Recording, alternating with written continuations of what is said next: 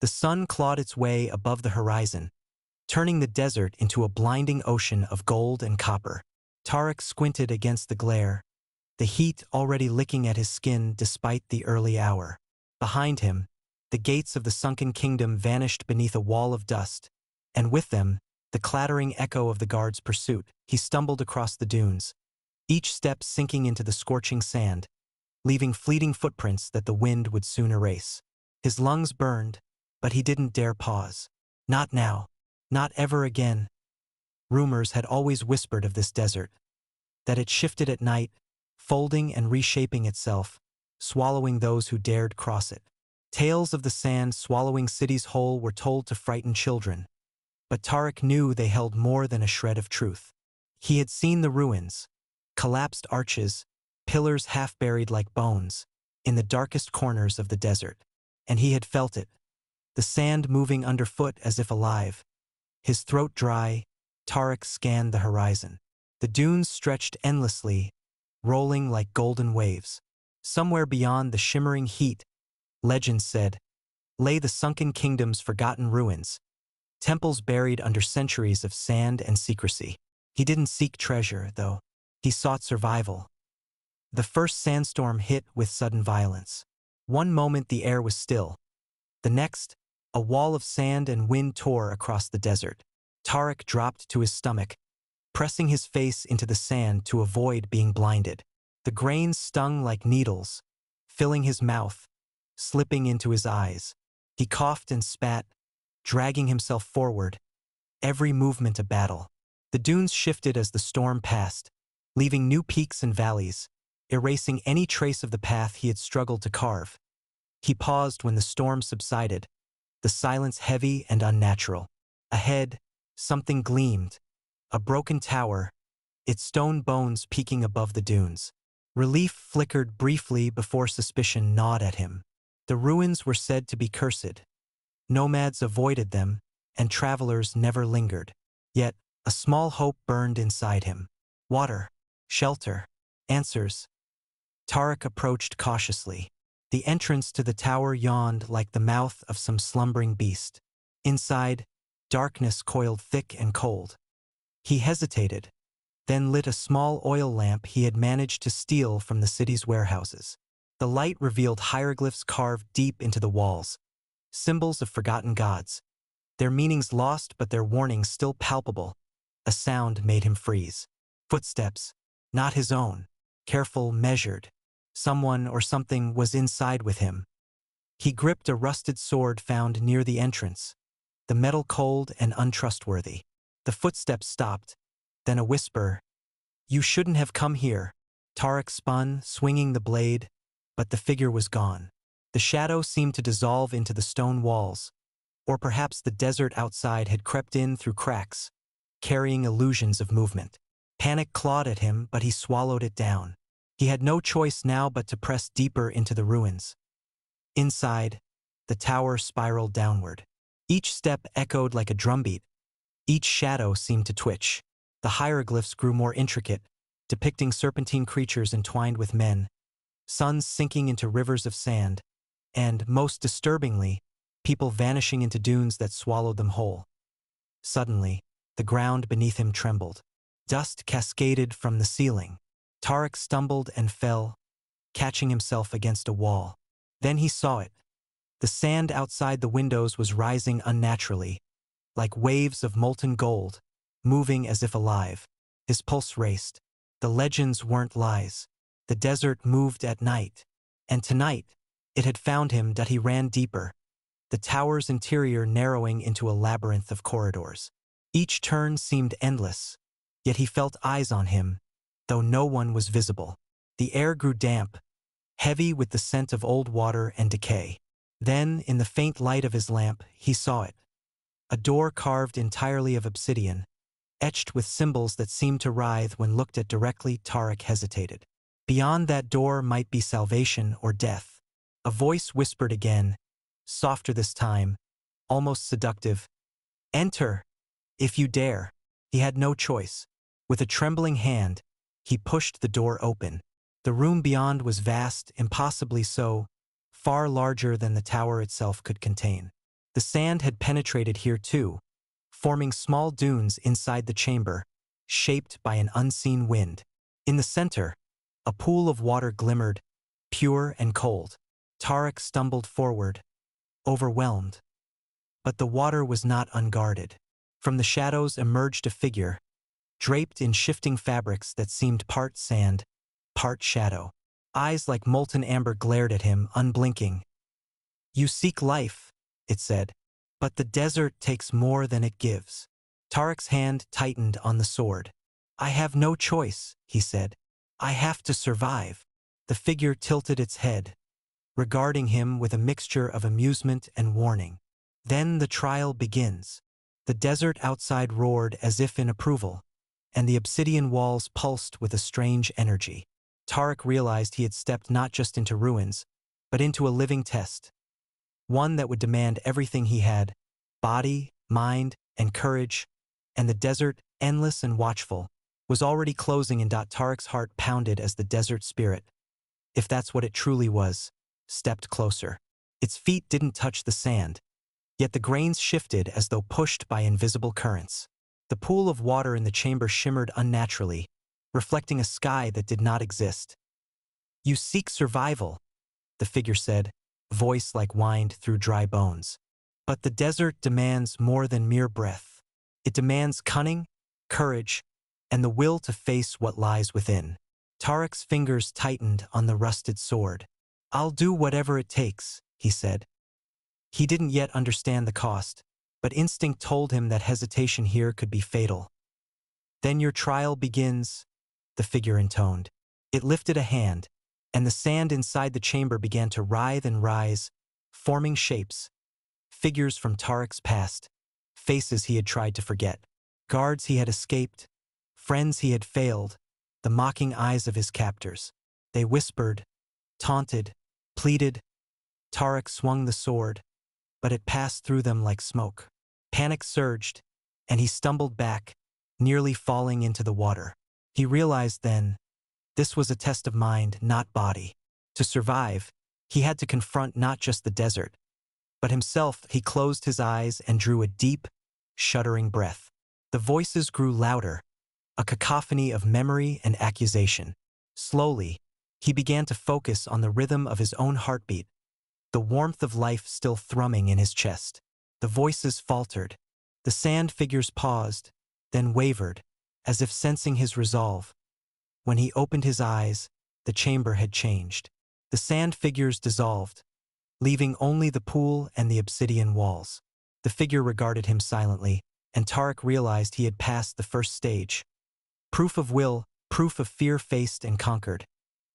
"You have survived the first trial," the spirit said. "But the desert has many paths. Few who enter it leave with more than stories of despair." A sudden tremor shook the tower. Dust fell from the ceiling. The obsidian door behind him vanished, replaced by a new opening leading downward. Tarek approached cautiously, peering into a tunnel that smelled of dry stone and decay. Each step echoed like a heartbeat, the walls narrowing as he went deeper. Hours, or maybe days, passed in a blur. Time in the desert was a fluid thing. His lips cracked, his throat burned, and water became an obsession, a memory of relief he could almost taste. But in the distance, he glimpsed faint glimmers. Walls carved with hieroglyphs that seemed alive, depicting the Sunken Kingdom in its prime. Temples rising from the sand, merchants carrying treasures, soldiers standing at vigilant watch. Then the corridor opened into a vast chamber, where the sand had infiltrated completely, forming dunes taller than Tarek himself. Across the dunes, he saw movement. Figures cloaked in weathered fabrics, their faces hidden behind scarves. Nomads. Tarek froze. The stories of the desert tribes had always been whispered with fear. These nomads were said to guard deadly secrets, to punish trespassers without mercy. Yet they didn't advance immediately. Instead, they circled, observing. Observing. A voice called out from the highest dune, melodic but commanding. "You are far from home, traveler. What seeks you in the lands of the Sunken Kingdom?" I seek survival," Tarek said cautiously, keeping his sword ready. "And I seek water." The nomads laughed softly, but it was a sound without warmth. Water is life, yes, but it comes at a price. Many have crossed these dunes, and most do not live to tell the tale. The sand beneath his feet shifted suddenly. Tarek stumbled, looking up to see a wall of sand rising, taller than any dune he had seen. The nomads did not flee. They moved with it, as if commanding the desert itself. The voice spoke again. Survive the desert, survive us, and perhaps, one day, you may learn the secrets buried beneath the Sunken Kingdom.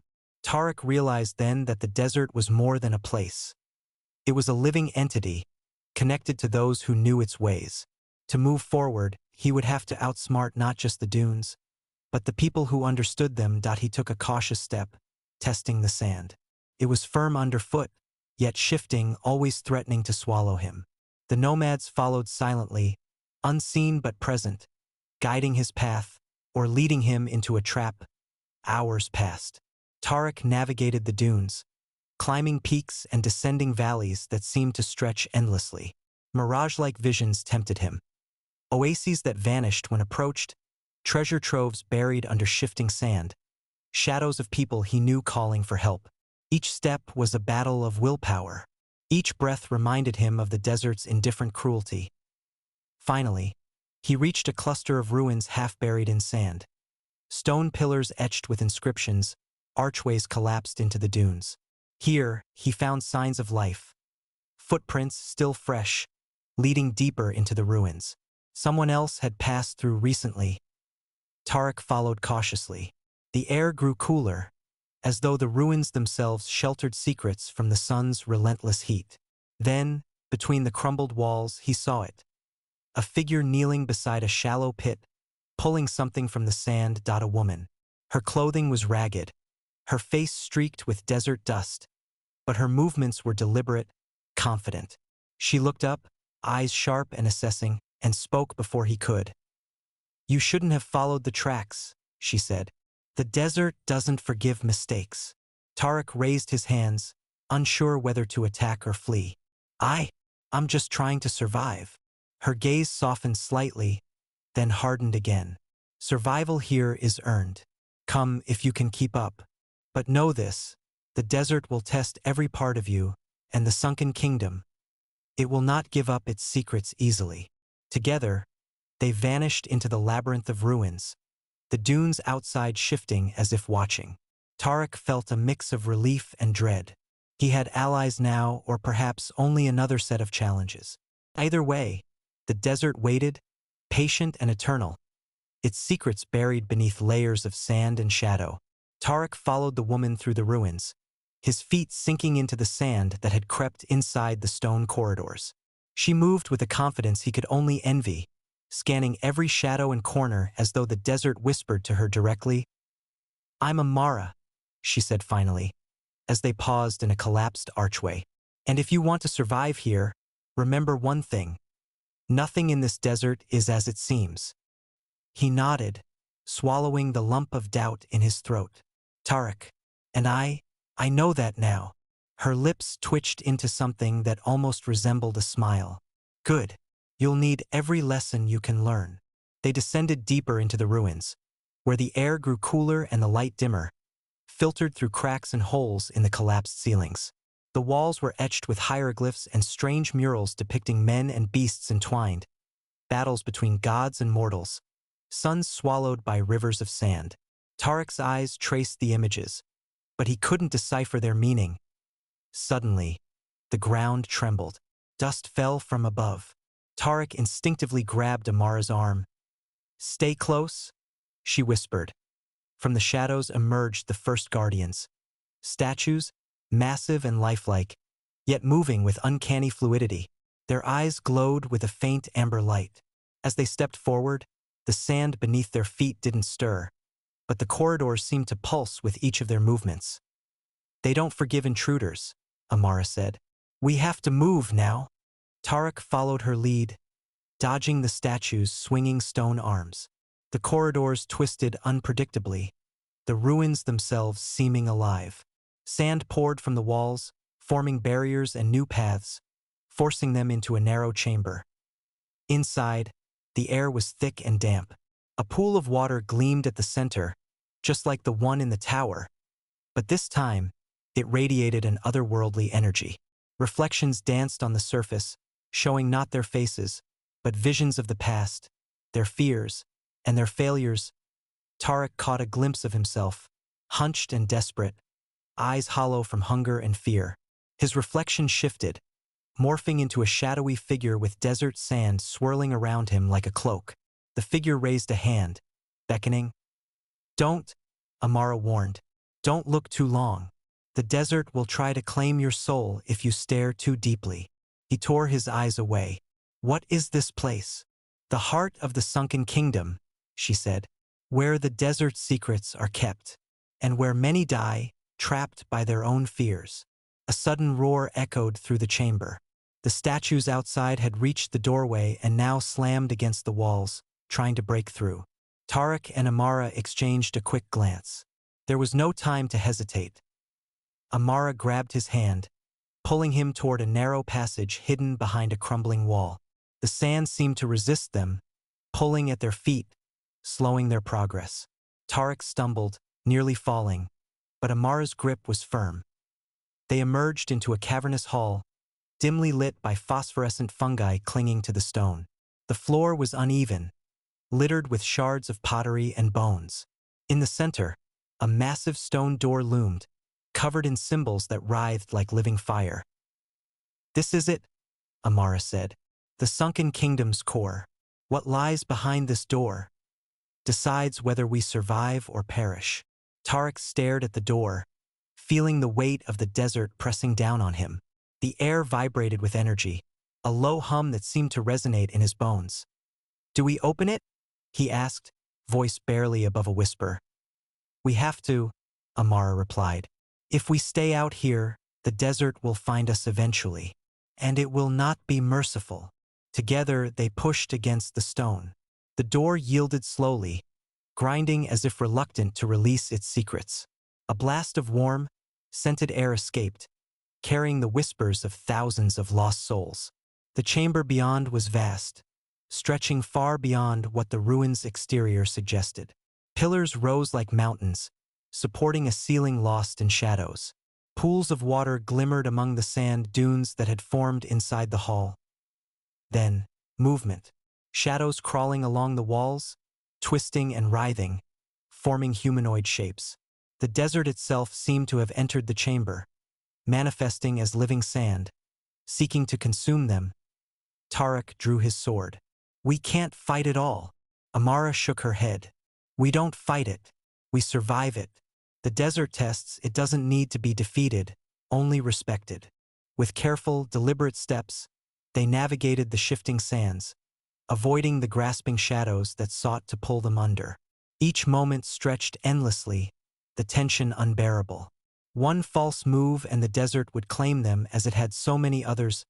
Hours, or perhaps minutes, passed in agonizing silence. Then, in the far corner of the hall, they saw a glimmering structure. A temple rising from the dunes inside the cavern, carved from stone but radiating an energy that seemed alive. The symbols on its surface pulsed in rhythm with the desert around them. "Up next," Amara whispered, "the temple holds the secrets we seek, but it's not unguarded. Beyond that threshold lies the ultimate trial of the Sunken Kingdom." Tarek swallowed hard, gripping his sword tighter. Every instinct screamed danger, yet a spark of hope flickered inside him. They had survived the desert's first and second trials, but the greatest challenge still awaited. And from the shadows, the desert watched, patient and eternal. Tarek and Amara approached the temple, their footsteps sinking slightly in the dunes that had formed inside the cavernous hall. The stones seemed alive under their fingers, humming with a quiet, omnipresent energy. Symbols etched into the walls pulsed faintly, like a heartbeat echoing through the air. "This temple is old, older than the Sunken Kingdom itself," Amara said, her voice barely above a whisper. "It was built to test those who sought the desert's truths." Tarek nodded, gripping his sword tightly. He could feel the desert's presence even here, its gaze heavy upon them, like a predator watching its prey. Every shadow seemed to twitch. Every echo carried whispers of past travelers who had never returned. The entrance to the temple opened into a vast hall, lit by phosphorescent moss clinging to high walls. Pillars rose like jagged teeth, and pools of water reflected the flickering light. But something shifted in the air, a pressure that made Tarek's chest tighten. From the shadows, a figure emerged.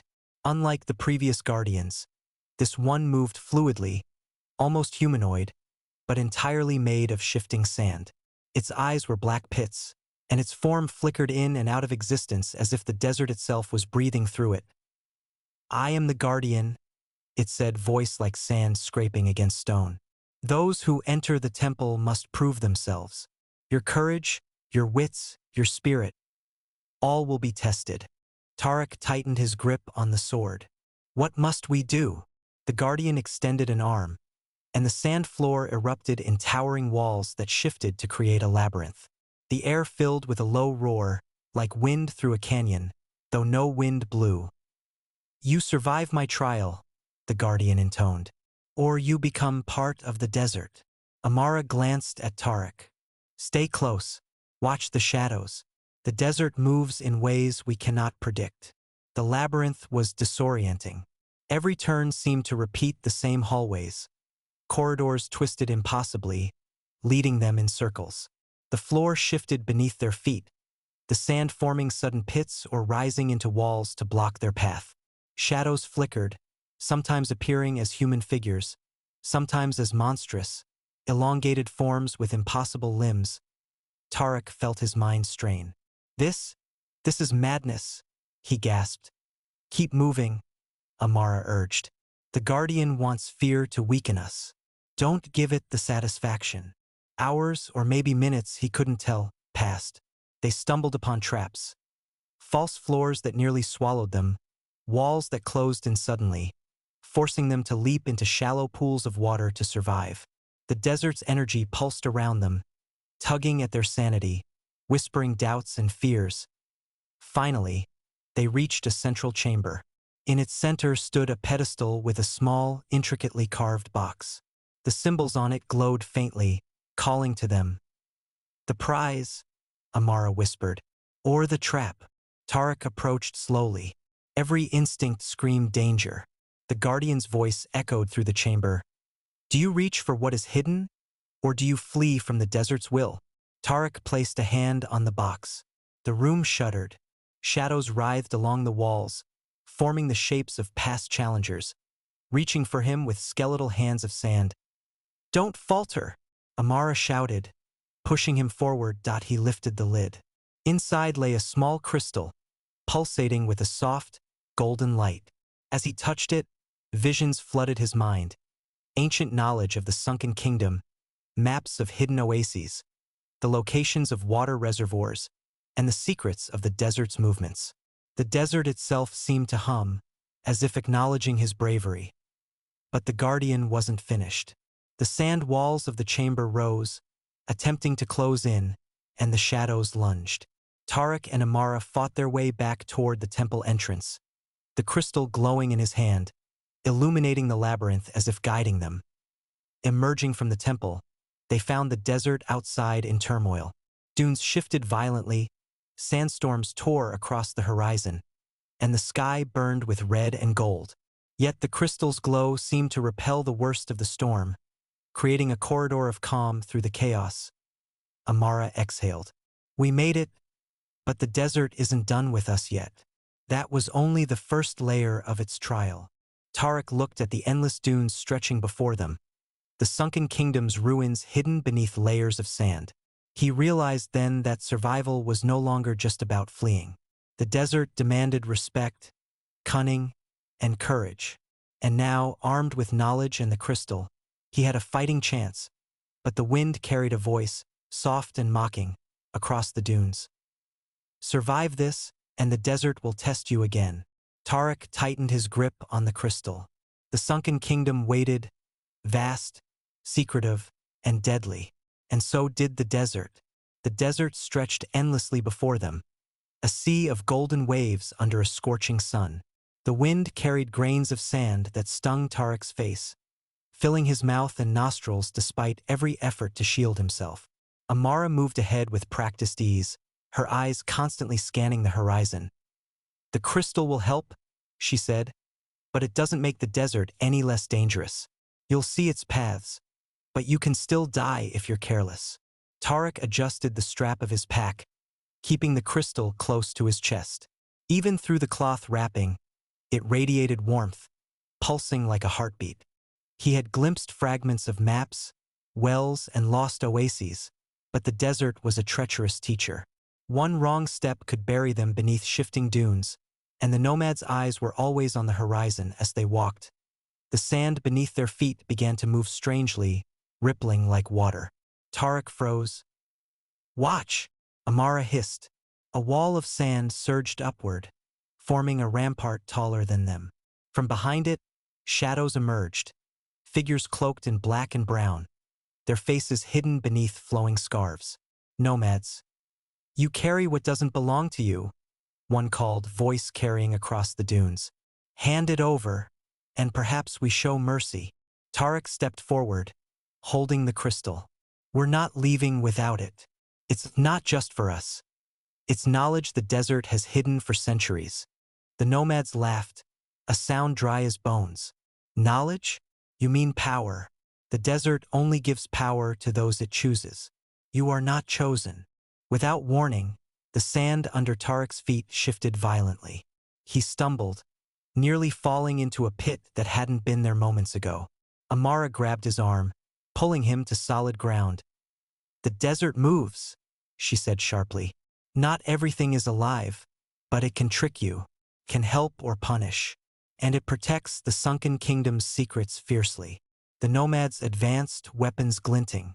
Tarek and Amara ran, weaving between dunes as the desert reshaped itself behind them. The air was filled with the screeching of sand against stone, the dry howl of wind carrying threats. Up next, hours passed in a blur.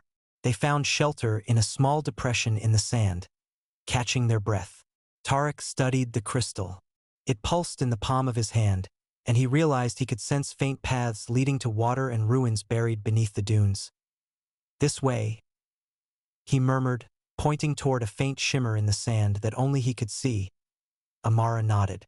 "Good. Follow it, but carefully. The desert doesn't forgive greed or haste." They moved cautiously, the crystal guiding them to a hidden oasis. Palm trees bent over a small pool of water, crystal clear, reflecting the sky. They drank deeply, savoring the rare relief, and filled small containers to carry with them. But the desert was never still. As they rested, shadows flickered among the trees. Sand stirred unnaturally. Tarek's sword was drawn in an instant. From the shadows emerged a monstrous form, taller than any man, covered in scales of sand that shifted like molten rock. Its eyes glowed like molten gold. "The desert sends its protectors," Amara said, her voice calm but tense. "Fight only if you must, or flee." The creature charged. Tarek and Amara ran, dodging the crushing strikes. The crystal in Tarek's hand flared, casting a golden light that disrupted the creature's form, causing it to falter. They scrambled onto a small rise, out of reach. "It reacts to the crystal," Tarek realized. "It fears it, or something in it." Amara nodded. "The desert tests all who enter its heart." "You are learning quickly, Tarek. But do not think this is over. The Sunken Kingdom waits, and the trials will only grow harder." By nightfall, they set up a small camp among the dunes. The stars were dazzling in the clear desert sky, but even the night brought no relief. Tarek could feel the desert shifting, whispering in the dark. Every sound, every movement suggested hidden dangers lurking beyond sight. He stared at the crystal again. In its glow, he saw glimpses of the Sunken Kingdom. Half-buried temples, streets lost beneath dunes, and a city preserved under layers of sand. He realized the journey ahead would demand more than courage. It would demand cunning, endurance, and sacrifice. As the wind howled around their camp, Tarek thought of the Guardian, the temple, the nomads, and the desert's endless shifting paths. Survival was no longer enough. They had to uncover the Sunken Kingdom's secrets, or the desert would claim them, leaving nothing behind but stories swallowed by sand. And somewhere in the distance, the dunes seemed to move, slowly, deliberately, as if the desert itself was plotting their fate. The desert stretched endlessly, but the crystal pulsed steadily in Tarek's hand, a faint heartbeat against the harsh wind. By midday, the dunes began to thin, revealing jagged stones and the tops of sunken structures just visible beneath layers of sand. Amara squinted at the horizon. "We're close," she said. "The Sunken Kingdom's outer walls buried, but intact. If the crystal is right, we'll find the main city beneath the largest dune ahead." Tarek tightened his grip on the sword strapped to his back. The desert had already tried to kill them, deceive them, and now the prize, the Sunken Kingdom itself, was within reach. But something about the shifting dunes unsettled him. The sand seemed almost alive, rolling over ruins as if it wanted to hide them forever. As they approached the first walls, Tarek noticed the carvings etched into the stone. Scenes of kings and warriors, priests invoking gods of sun and sand, and strange creatures that seemed half-human, half-serpent. The Sunken Kingdom had once been a thriving metropolis, its glory swallowed by time and the desert's cruelty. The first obstacle was a collapsed gate, half buried in sand. Tarek and Amara worked together to dig a path through the debris. Every handful of sand they removed seemed to uncover fragments of forgotten life. Broken pottery, rusted weapons, and inscriptions warning trespassers. "Look at this," Amara said, brushing sand off a large stone tablet. Symbols glowed faintly under her touch. "The desert hides more than ruins. It protects knowledge. These warnings, they're traps for those who enter unprepared." Before Tarek could respond, a low rumble shook the ground. Dust rose in spiraling columns around them, and Tarek realized the dunes themselves were moving. A wave of sand surged toward them, forming massive ridges like tidal walls. The desert was alive here, defending the city. "Run!" Amara shouted. They sprinted toward a partially uncovered archway, sand surging like a living thing behind them. Inside the arch, the air was cooler, the darkness heavy. The hallways were carved directly into sandstone, forming tunnels that led deeper into the city. Tarek felt the weight of the ages pressing down on him. The crystal's glow illuminated intricate murals, kings bowing before colossal serpents, priests offering sacrifices of water, and armies vanishing beneath dunes. This city, it wasn't just buried, Tarek whispered. It was sealed. Intentionally. Amara nodded. The Sunken Kingdom's rulers feared the desert's power. They knew its intelligence. They hid everything that could harm it, or them. Whoever enters must be cunning, or they die. Their first major obstacle appeared in the form of a massive courtyard. At its center, a circular stone pedestal glimmered with faint inscriptions. Surrounding it were statues, guardian figures with stone spears, each positioned as if they could spring to life. Tarek approached the pedestal. The crystal pulsed in response, guiding him toward the center. The inscriptions glowed brighter under his gaze, revealing the first test, a riddle etched in the language of the Sunken Kingdom. Amara translated quietly. "To pass, you must answer, what moves without legs, devours without teeth, and sees without eyes?" Tarek froze. The desert's voice whispered in his mind, shifting the sands in time with the riddle. He looked at the flowing dunes outside, at the shifting sand beneath their feet, and suddenly the answer came to him. "Sand," he said, voice steady. "The desert moves without legs. It devours all, and it sees everything." The pedestal's light flared, and the statues stiffened, then slumped harmlessly to the sides. A hidden stairway spiraled downward, revealing the first inner sanctum of the Sunken Kingdom. Amara smiled faintly. "You're learning quickly, but the desert is far from finished. The inner city, it tests not just the body, but the mind and soul." Descending the staircase, they found themselves in a vast chamber lined with murals depicting the kingdom's history. Tarek could see visions of kings who had risen too high, priests who had meddled with desert spirits, and armies swallowed whole by the sands. At the center of the chamber lay a pool of water, Still and dark. Tarek's reflection shimmered in the surface. The crystal pulsed again, and the water rippled to reveal not just his own image, but figures lurking behind him, shadowy remnants of the city's last inhabitants, trapped between life and desert, forever guarding their secrets. Amara's voice broke the silence. These are the lost. They guard the treasures of knowledge, and the punishments for those who take it lightly. Tarek felt a chill. The Sunken Kingdom was more than a city. It was a living archive, a prison, and a weapon all at once. Each step forward would demand cunning, courage, and vigilance. One misstep, and they could join the lost forever. The desert's whispers grew louder, carrying both promise and threat. The buried city had revealed its first secrets, but the heart of the Sunken Kingdom, where true power and peril awaited, still lay ahead.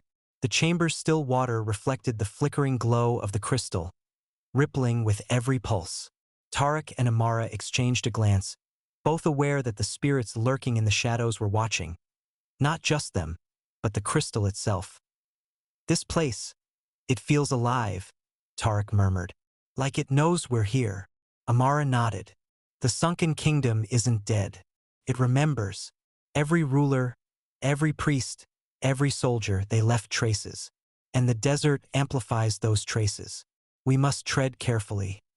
Up next, they moved along a narrow corridor, walls lined with murals showing the rise and fall of the Sunken Kingdom. Tarek's eyes lingered on a depiction of a massive sandstorm engulfing the city, swallowing soldiers and citizens alike. The mural shimmered slightly, like a memory trapped in stone. The desert takes everything eventually, Amara said softly. Even kings. That's why they hid their secrets here, in the heart of the city. It's protected by both magic and sand. Ahead, the corridor opened into a massive hall. At its center lay a large stone table, engraved with a map of the entire Sunken Kingdom. Pools of water reflected the map's surface, showing locations of hidden wells, secret passages, and the ruins buried beneath shifting dunes. The crystal pulsed, casting golden light across the map. Tarek reached out, and suddenly visions flooded his mind. Ancient rituals, secret council meetings, and a king who had attempted to harness the desert's power, only to be consumed by it. This city isn't just buried, Tarek said, voice tight. It's imprisoned. The desert holds it in place, and those who try to take its power are trapped by it. Amara pointed to a series of doors along the hall's perimeter. Each leads to an inner sanctum. They test different things: strength, wisdom, courage, and greed. The city doesn't just guard knowledge. It tests the character of anyone who seeks it. Tarek and Amara chose the door marked with a serpent coiled around a sun symbol. Inside, the air was thick and warm. Shadows danced along the walls, forming illusions that mimicked their deepest fears. Tarek's vision blurred, and he saw his family, trapped in the desert sands, calling for him.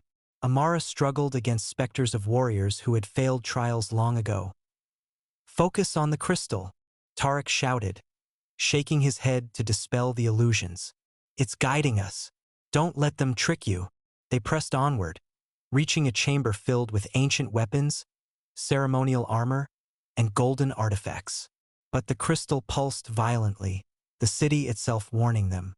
One artifact, a golden mask with eyes like molten sand, seemed to hum with a malevolent energy. "Don't touch it," Amara warned. "Some things here are traps. The Sunken Kingdom doesn't reward greed." Tarek studied the mask.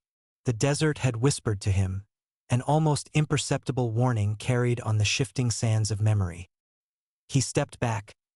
Suddenly, the chamber's walls began to close in, sand pouring from cracks in the ceiling.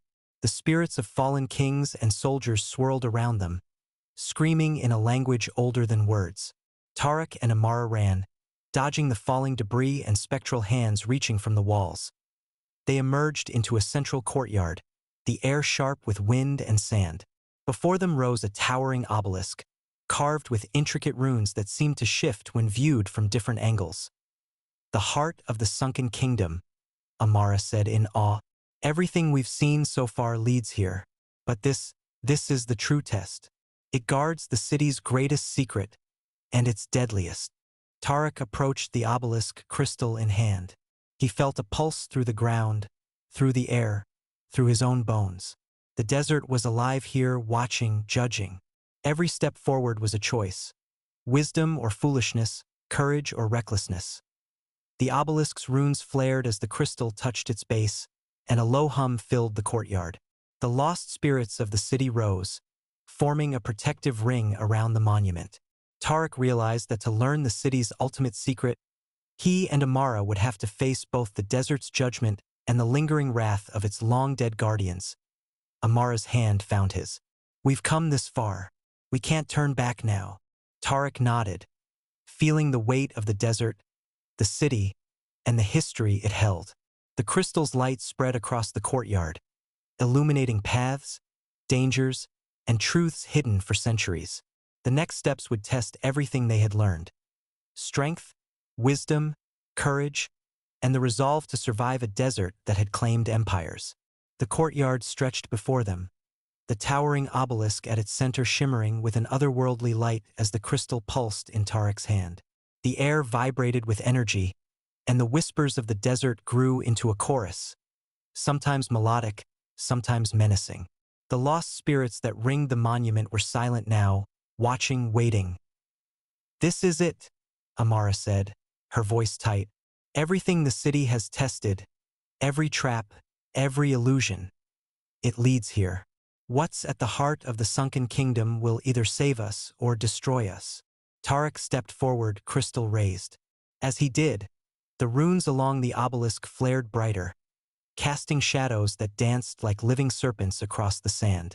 Then the ground trembled, and from the sand around the obelisk rose a massive figure, a guardian of the city, forged from sand and stone, its eyes glowing with molten gold. "It doesn't want us here," Tarek whispered. "It's testing us." The guardian struck, the force of its fist sending sand and debris flying. Tarek barely dodged, rolling to the side as Amara hurled a shard of light from the crystal, striking the figure and causing it to stagger. "The crystal!" Amara shouted. "It reacts to our intent. Focus on protection, not destruction." Tarek and Amara worked in unison, guiding the Guardian's attacks away from the obelisk while carefully tracing the glowing runes with the crystal's light. Slowly, the Guardian's form began to stabilize, no longer attacking them but circling as if guarding something fragile. "It's not our enemy," Amara realized. "It's a test of balance. Strength without wisdom will fail. Bravery without caution will die. The city wants to know if we are worthy." Tarek approached the obelisk, heart pounding. The runes shimmered and shifted, forming images. The kingdom at its height, rivers flowing through golden streets, citizens thriving under the sun, and then chaos. Civil war, greed, and a terrible storm of sand that consumed everything. "The king tried to control the desert," Tarek whispered. "He wanted to bend its power to his will. That's why the city fell. The desert didn't just reclaim the kingdom, it punished it for hubris." Amara nodded. "And now it tests us the same way. We must prove we're not seeking power for ourselves." The obelisk's runes flared again, forming a doorway in its base. A rush of wind swept through the courtyard, carrying the scent of ancient waters and scorched stone. Tarek realized the city itself was opening its heart, revealing the secret buried for centuries. Inside, the chamber was vast, filled with pools of still water reflecting the starry night above, even though they were deep underground. On a raised dais in the center lay a golden tablet, inscribed with the kingdom's final wisdom. The secrets of survival in a desert that was alive, the knowledge of controlling and respecting the elements, and the truth that no empire could dominate nature without consequence. Tarek approached, crystal in hand. As he touched the tablet, visions flooded his mind. The king's arrogance, the desert's fury, and the city's final moments. He felt the weight of history pressing down, understanding the cycle of ambition, destruction, and humility. Amara joined him, placing her hand over his. "The desert doesn't reward the reckless. Teaches. What we take from this must be wisdom, not greed." The guardian knelt before them, dissipating into sand that swirled and became part of the obelisk's light. The lost spirits released a chorus of ethereal voices, murmuring thanks, relief, and final goodbyes as they dissolved into the desert wind. Tarek held the crystal tightly. We survived, but the city's secret isn't just knowledge. It's a responsibility. The desert will test anyone who carries it. Amara nodded. And we must be ready. Others will come.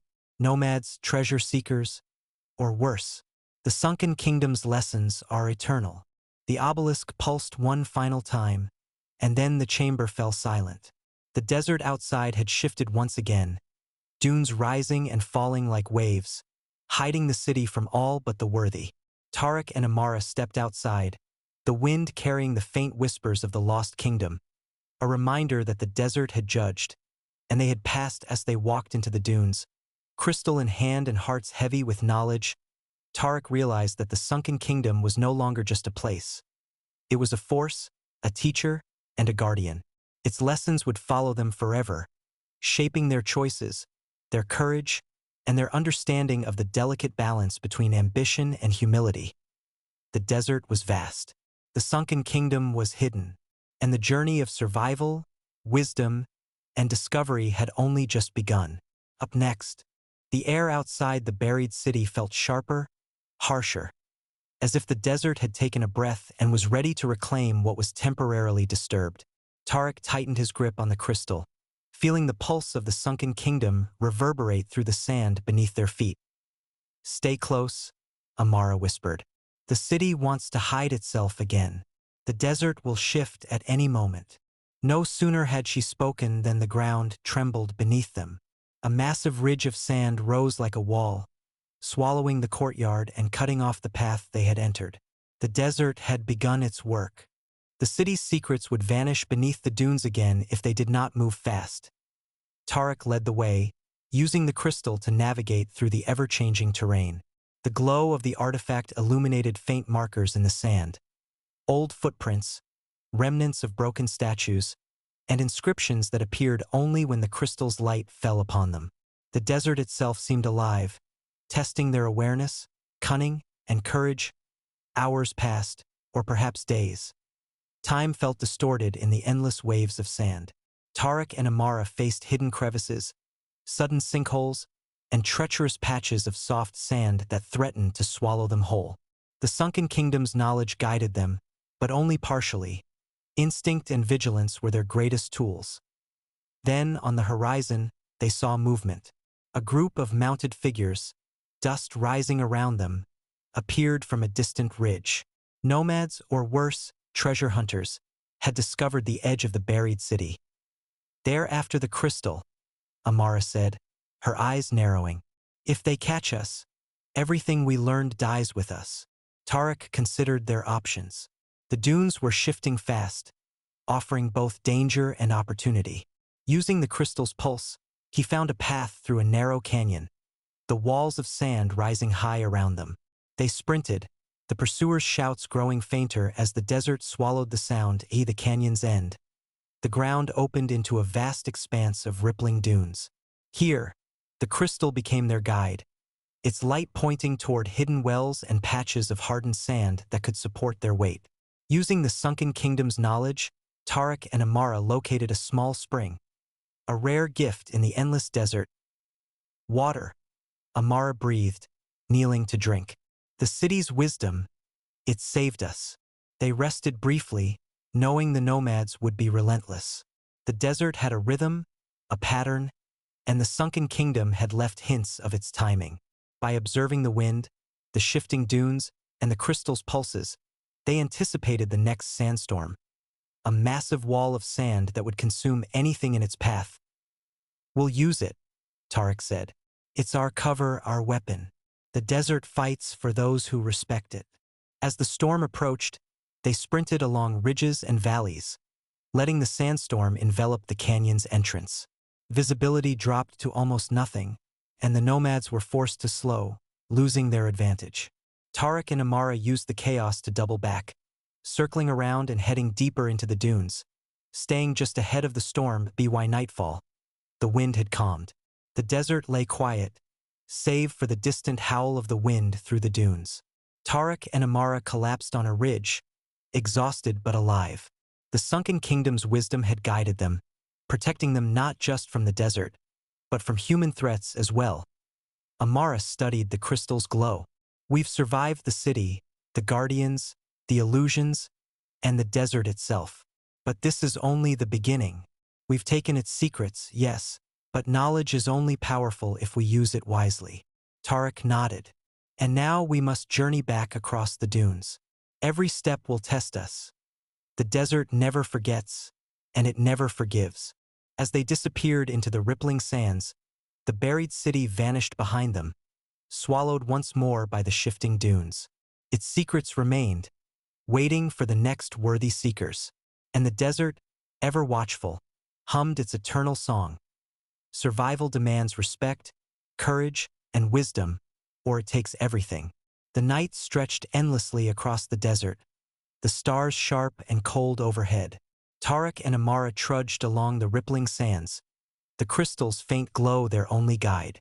Behind them, the distant shouts of the pursuing nomads faded in and out with the rise and fall of the dunes. The desert changes everything at night, Amara whispered. Shapes shift, mirages appear, and the sands, they remember. We can't trust our eyes alone. Tarek nodded, scanning the horizon. Shadows moved unnaturally across the dunes. Sometimes theirs, sometimes illusions the desert conjured. The Sunken Kingdom's wisdom whispered through the crystal. Keep focus, observe the patterns, trust the pulse. Hours passed. Exhaustion pressed on them, but the desert had more than physical trials in store. Tested the mind. First came the mirages. Visions of water, lush oases, and familiar faces calling for help. Tarek recognized the trick. Every oasis was an illusion designed to lead them astray, to drain their energy or strand them in soft sand. Remember, he murmured, the crystal doesn't lie. Trust it over your eyes. Amara touched the crystal, feeling its pulse. The mirage of a clear spring shimmered and vanished. It's teaching us patience, she said.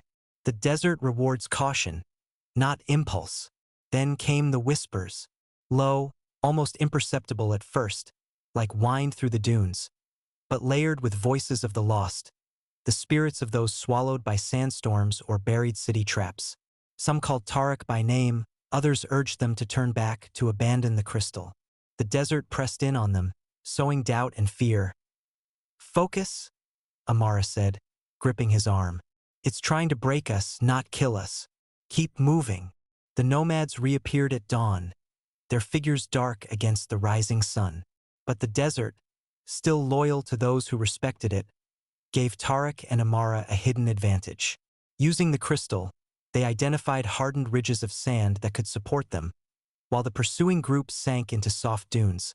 Losing speed by midday, exhaustion was almost unbearable. Their water supply was low, and the sun blazed down mercilessly. Yet the knowledge from the Sunken Kingdom guided them. Ancient techniques for finding shade, conserving energy, and reading subtle cues in the sand and wind. A hidden depression in the dunes offered shelter, and Tarek realized that the city's wisdom was not just history. It was practical survival. As they rested briefly, Tarek turned to Amara. We've survived illusions, guardians, storms, and rival hunters. But the desert's greatest tests aren't just physical. It wants to see what kind of people we are. Amara smiled faintly. And so far, it seems we are proving ourselves worthy. But the dunes are endless. Our journey isn't over. Night fell again, colder and darker than before. Shadows lengthened unnaturally, and strange sounds echoed across the sand. Tarek kept the crystal close, its heartbeat steadying their pace, illuminating hidden paths and alerting them to treacherous ridges. Somewhere in the distance, a sandstorm began to rise, a wall of swirling wind and grit, threatening to consume everything in its path. Tarek and Amara braced themselves, using the crystal's guidance to navigate narrow passes and dips, avoiding the storm's fury. Hours later, they emerged unscathed, though shaken. The desert was silent again, the dunes settling into a deceptive calm. Tarek knew that this cycle, trial, illusion, pursuit, would continue until they reached safety.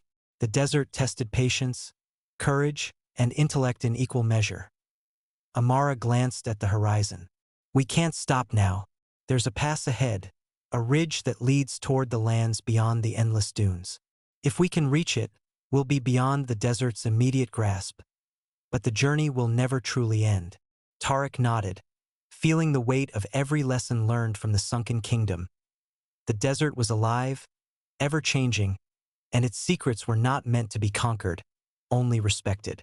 They pressed forward, shadows stretching long behind them, their path uncertain but guided by wisdom, courage, and the pulse of the crystal. Up next, the desert stretched endlessly before them, a vast sea of golden waves under a scorching sun. Tarek and Amara had been traveling without pause for days, guided by the crystal's pulse and the Sunken Kingdom's wisdom. Each dune was a trap, each wind a test of perception, and every mirage a challenge to their resolve. Amara shaded her eyes, scanning the horizon. If the stories are true, there's a hidden oasis beyond the northern ridge. Few have found it, and even fewer have lived to tell the tale. Tarek's jaw tightened. Then we'll be the first, or the last. The desert doesn't forgive mistakes. The sound of hooves echoed faintly behind them. The nomads had regrouped, relentless in their pursuit. Tarek led them toward a narrow pass between two massive dunes, using the crystal's guidance to identify safe footing. The nomads struggled, sinking into soft sand and losing ground with every step. Suddenly, a violent sandstorm rose from the eastern dunes, towering like a wall of molten earth. The crystal pulsed frantically, warning them. Through the canyon, Tarek shouted, pointing to a shadowed dip between dunes. They sprinted, the wind and grit lashing their faces. Behind them, the storm swallowed the nomads' path, forcing them to retreat. The pass opened into a valley of strange, almost alien beauty. Tiny pools of water reflected the sky, and a grove of hardy desert palms provided shade and relief. The oasis was real and hidden. The desert had allowed them to find it because they had proven themselves worthy. Amara sank to the ground, drinking deeply from one of the pools. This is the reward of patience, courage, and respect. Tarek examined the grove, noting the small depressions in the sand where water collected, the hardy plants that could survive the harshest droughts, and the subtle markings indicating underground channels. The knowledge from the Sunken Kingdom suddenly made sense. Survival depended on understanding the desert as a living system, not a simple barrier. They were not alone. From behind the palms emerged figures. The nomads had followed them, unwilling to abandon their pursuit. Tarek and Amara stood, crystal raised, ready for confrontation. But the desert had one more lesson. The oasis was an equalizer. The pools reflected not only the sun but the positions of the nomads, revealing their numbers and weaknesses. Using the crystal's pulse to anticipate movement, Tarek and Amara led a clever diversion, causing the sand around the pursuers to collapse into small depressions, trapping several in soft, shifting sand. The desert fights for those who understand it, Amara said calmly, not just those who run from it. The remaining nomads fled, realizing that the oasis and the desert's subtle intelligence was not to be conquered by brute force. Tarek and Amara sank to the sand, exhausted but triumphant. This is more than a sanctuary, Tarek said, gazing across the oasis. It's a lesson. Water, shade, survival. Everything the Sunken Kingdom valued is here, preserved in the desert itself. Amara smiled faintly, her eyes reflecting the crystal's golden glow. And it will guide us beyond the endless dunes. We have learned the desert's language. We have survived its trials. And now, we can finally begin to leave it behind. As night fell, the oasis glowed under the stars. The desert outside remained vast and dangerous, but within the hidden grove, Tarek and Amara found a moment of peace. A rare respite in a land that demanded vigilance, respect, and wisdom. The Sunken Kingdom had tested them, the desert had judged them, and the hidden oasis had rewarded them. Their journey was far from over, but they had gained something no pursuer could take: understanding.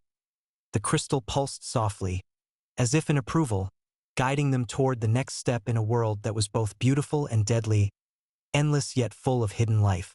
At dawn, the oasis glimmered like a jewel against the vast desert backdrop. Tarek and Amara had rested long enough to regain their strength, and the crystal pulsed steadily, signaling the next step of their journey. "The desert behind us," Amara said, "but not forgotten. Every grain of sand taught us something." Tarek nodded. "We've survived the illusions, the guardians, the storms, and the nomads. But the world beyond the dunes is unknown. And I have a feeling we're not done with them yet." The dunes gave way to rocky plains, jagged cliffs, and dry riverbeds. Navigation became more challenging, not because the land shifted, but because it offered no clear guidance. The crystal still pulsed, but its light was weaker, as if the Sunken Kingdom's influence was fading with distance. Hours into the journey, the sound of hooves again reached their ears. The nomads had recovered, tracking them relentlessly. But Tarek and Amara now moved with purpose, applying the lessons learned from the city and the desert. They stayed along high ridges, avoided obvious paths, and used the terrain to their advantage. A natural canyon appeared, a winding passage through sharp cliffs. The crystal guided them to hidden ledges and narrow paths, places invisible to casual eyes. The nomads tried to follow, but the crystal's knowledge and the terrain worked against them. Rocks and loose sand created natural barriers, slowing the pursuers to a crawl. By evening, Tarek and Amara reached the edge of a plateau overlooking a vast, verdant valley, a stark contrast to the desert they had crossed. Trees and streams stretched as far as the eye could see, a sign of life and abundance. Amara breathed in the fresh air. Water, shade, resources. We can finally rest without fear. Tarek surveyed the valley below. It's beautiful, but we must remain cautious. The nomads may regroup, or worse, there could be other dangers waiting.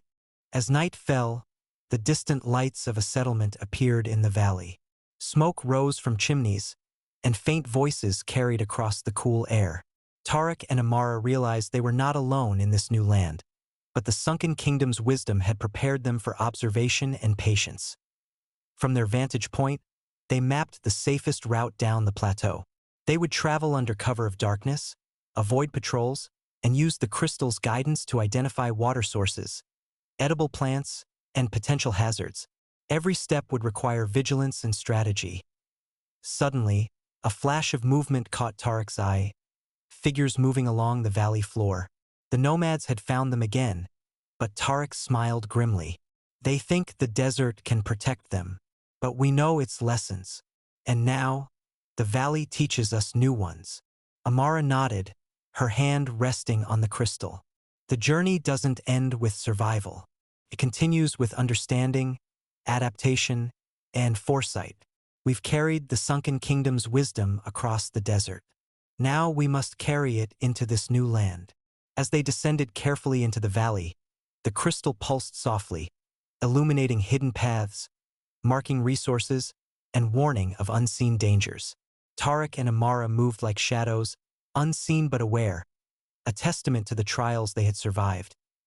The desert had tested them, shaped them, and ultimately taught them to respect nature, understand its rhythms, and anticipate its threats. Beyond the dunes, the world was larger, more complex, and full of unknowns. But they were ready. The nomads lingered in the distance, but Tarek and Amara had gained a crucial advantage: knowledge, strategy, and the unyielding pulse of the Sunken Kingdom guiding them forward. The adventure was far from over, but they had survived the impossible, and the endless desert would never again be a mystery to them. The valley stretched out like a hidden jewel beneath the plateau. Fires flickered in small huts, smoke curling into the night sky. Tarek and Amara crept through the shadows, crystal in hand, scanning for danger and opportunity. "This settlement," Amara whispered, "may be the first place in days we can rest without fear of the desert itself." Tarek nodded, though his gaze remained sharp. "Rest is a luxury we must earn. We don't know who lives here or what they want." From their vantage point, they observed the settlement's patterns. Guards patrolling, villagers moving between huts, and water drawn from a central stream. Tarek's pulse quickened as he realized the strategic advantage. The Sunken Kingdom's teachings extended beyond physical survival. They included awareness, observation, and understanding human behavior. Up next, as they descended into the valley, they avoided open paths, sticking to hidden ledges and using the crystal to detect hidden hazards. Every step was calculated. Suddenly, a noise, a snap of a twig, echoed unnaturally loud in the night. Figures emerged from the settlement's edge. The nomads had followed them. "They didn't give up," Amara muttered, gripping Tarek's arm. "They'll stop at nothing." Tarek's mind raced. "We don't have the desert to hide us anymore. We need to think differently." Using the crystal, they identified an abandoned irrigation channel running along the edge of the valley. Narrow, winding, and mostly concealed, it could serve as a passage to the settlement without being seen. Moving swiftly, they ducked into the channel, letting the nomads pass overhead, unaware of their presence. Once inside the settlement, they approached cautiously. The villagers were wary, outsiders were rare, but not immediately hostile. Tarek and Amara used gestures and the crystal's soft glow to communicate their peaceful intentions, showing the artifact as a symbol of knowledge, not threat. The village elder, a tall woman with silver-streaked hair, studied them carefully. "You've crossed the desert," she said. "Few survive such trials. Few even try. Why should we trust you?" Amara stepped forward. "Because we seek only knowledge and guidance. The desert taught us lessons, and we carry the wisdom of the Sunken Kingdom. We mean no harm, only survival and understanding." The elder's gaze softened, though her eyes remained cautious. "Very well, you may rest. But know this, the valley is not free of danger. Others may come, and the desert's lessons do not end at the sand." Even as they rested, Tarek's mind never stopped. The nomads would regroup. It was only a matter of time. But now they had allies, resources, and a defensible position. The knowledge from the Sunken Kingdom of observation, strategy, and adaptability gave them an edge the nomads could not anticipate. Night deepened. The crystal's pulse seemed to resonate with the valley itself, illuminating faint markings along the huts and paths, hints of hidden wells and stores of food. The lessons of the desert were still vital here. Patience, foresight, and respect for one's environment.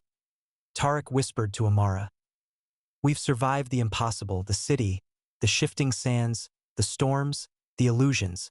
Now the challenge is different. Survival here means strategy, alliances, and anticipating threats we can't see yet." Amara smiled faintly, eyes reflecting the crystal's glow. "And we're ready. The desert taught us well. Whatever comes next, we will face it with wisdom, courage, and patience." Beyond the settlement, the nomads lingered, waiting for opportunity. But Tarek and Amara were no longer merely survivors. They were strategists, armed with knowledge the desert had forged in them, ready to meet danger on their own terms. The night held its breath, and the valley awaited the unfolding of the next chapter in their journey.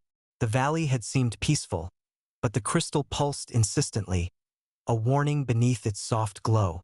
Tarek sensed the tension in the air. Something was coming. "They won't give up," he murmured to Amara. "They've tracked us this far. Tonight, it ends." Amara nodded. "We've learned from the desert. This valley has resources and cover, but we must use them wisely. Patience, strategy, and anticipation." From their lookout atop a rocky ridge, they observed the nomads in the distance. The group was smaller, fatigued, but determined. Their leader, a tall figure with a curved scimitar, signaled, coordinating the attack with careful precision. They approached the settlement slowly, testing defenses. Tarek turned to the villagers, sharing a plan crafted from lessons of the Sunken Kingdom. They would not fight blindly. Instead, they would use terrain, obstacles, and misdirection. Hidden pits were covered with foliage, irrigation channels provided escape routes, and the crystal's pulse highlighted weak points in the nomads' approach. As the first shadow of the nomads reached the valley floor, Tarek and Amara set their plan in motion. Smoke from controlled fires rose in strategic locations, confusing their pursuers. Mirrors and reflective surfaces scattered across rocks amplified the sunlight, blinding and disorienting the attackers. Amara moved silently along the irrigation channels, guiding villagers to defensive positions. "Remember," she whispered, "the desert taught us observation and adaptation. The valley does the same." The nomads faltered. Some fell into hidden pits, others slipped on loose stones, and a few became ensnared by the villagers' traps. The leader roared, realizing that brute force alone would not succeed. Tarek confronted the remaining nomads, crystal in hand. Its glow cast long, intimidating shadows across the rocks. "Enough!" he shouted. "You've followed us from the desert, through trials you could not understand. Leave now or face consequences of your choices." The leader hesitated, then signaled retreat. The remaining pursuers scattered, disappearing into the valley's edges. The combination of terrain, strategy, and Sunken Kingdom wisdom had won the day. The villagers emerged cautiously, eyes wide but respectful. The elder approached Tarek and Amara. "Few can survive the desert, and fewer still can face relentless foes and emerge unscathed. You have earned your place here, and your wisdom will benefit us all." Amara smiled, exhausted but triumphant. "The desert taught us resilience and respect. The valley has shown us strategy and foresight. Together they are powerful." Tarek nodded. "And the crystal, it's more than a tool. It's a guide, a teacher, and a reminder that understanding is stronger than fear." That night, the settlement was alive with quiet celebration. Fires burned, water flowed freely, and the crystal's glow illuminated pathways and hidden wells. Tarek and Amara reflected on their journey. The Sunken Kingdom, the endless dunes, the mirages, the storms, and finally, the valley. Each trial had shaped them, honed their minds and spirits, and tested the very limits of their endurance. Outside the settlement, the desert loomed in the distance, a reminder of past trials, but within the valley, knowledge, strategy, and courage had forged a new beginning. Tarek looked at Amara, the crystal pulsing softly between them. "We've survived the impossible," he said, "and now we can thrive, not just survive. The journey continues, but on our terms." Amara nodded, eyes reflecting the soft golden light. "The dunes may have tested us, but they cannot bind us. We have learned, we have adapted, and we have prevailed." And as the night deepened, the Sunken Kingdom's pulse whispered softly through the crystal, a promise of knowledge yet to be discovered, secrets yet to be unraveled, and adventures still waiting beyond the horizon. The morning sun cast long shadows across the valley, revealing hidden contours and subtle patterns in the landscape. Tarek and Amara, now trusted by the villagers, began exploring areas that had been overlooked, their curiosity guided as much by the crystal as by instinct. Amara knelt beside a stream, brushing sand away from strange markings carved into the rocks. "These symbols, they resemble the inscriptions from the Sunken Kingdom," she murmured. "But they're older, simpler, yet deliberate." Tarek examined a nearby cliff face.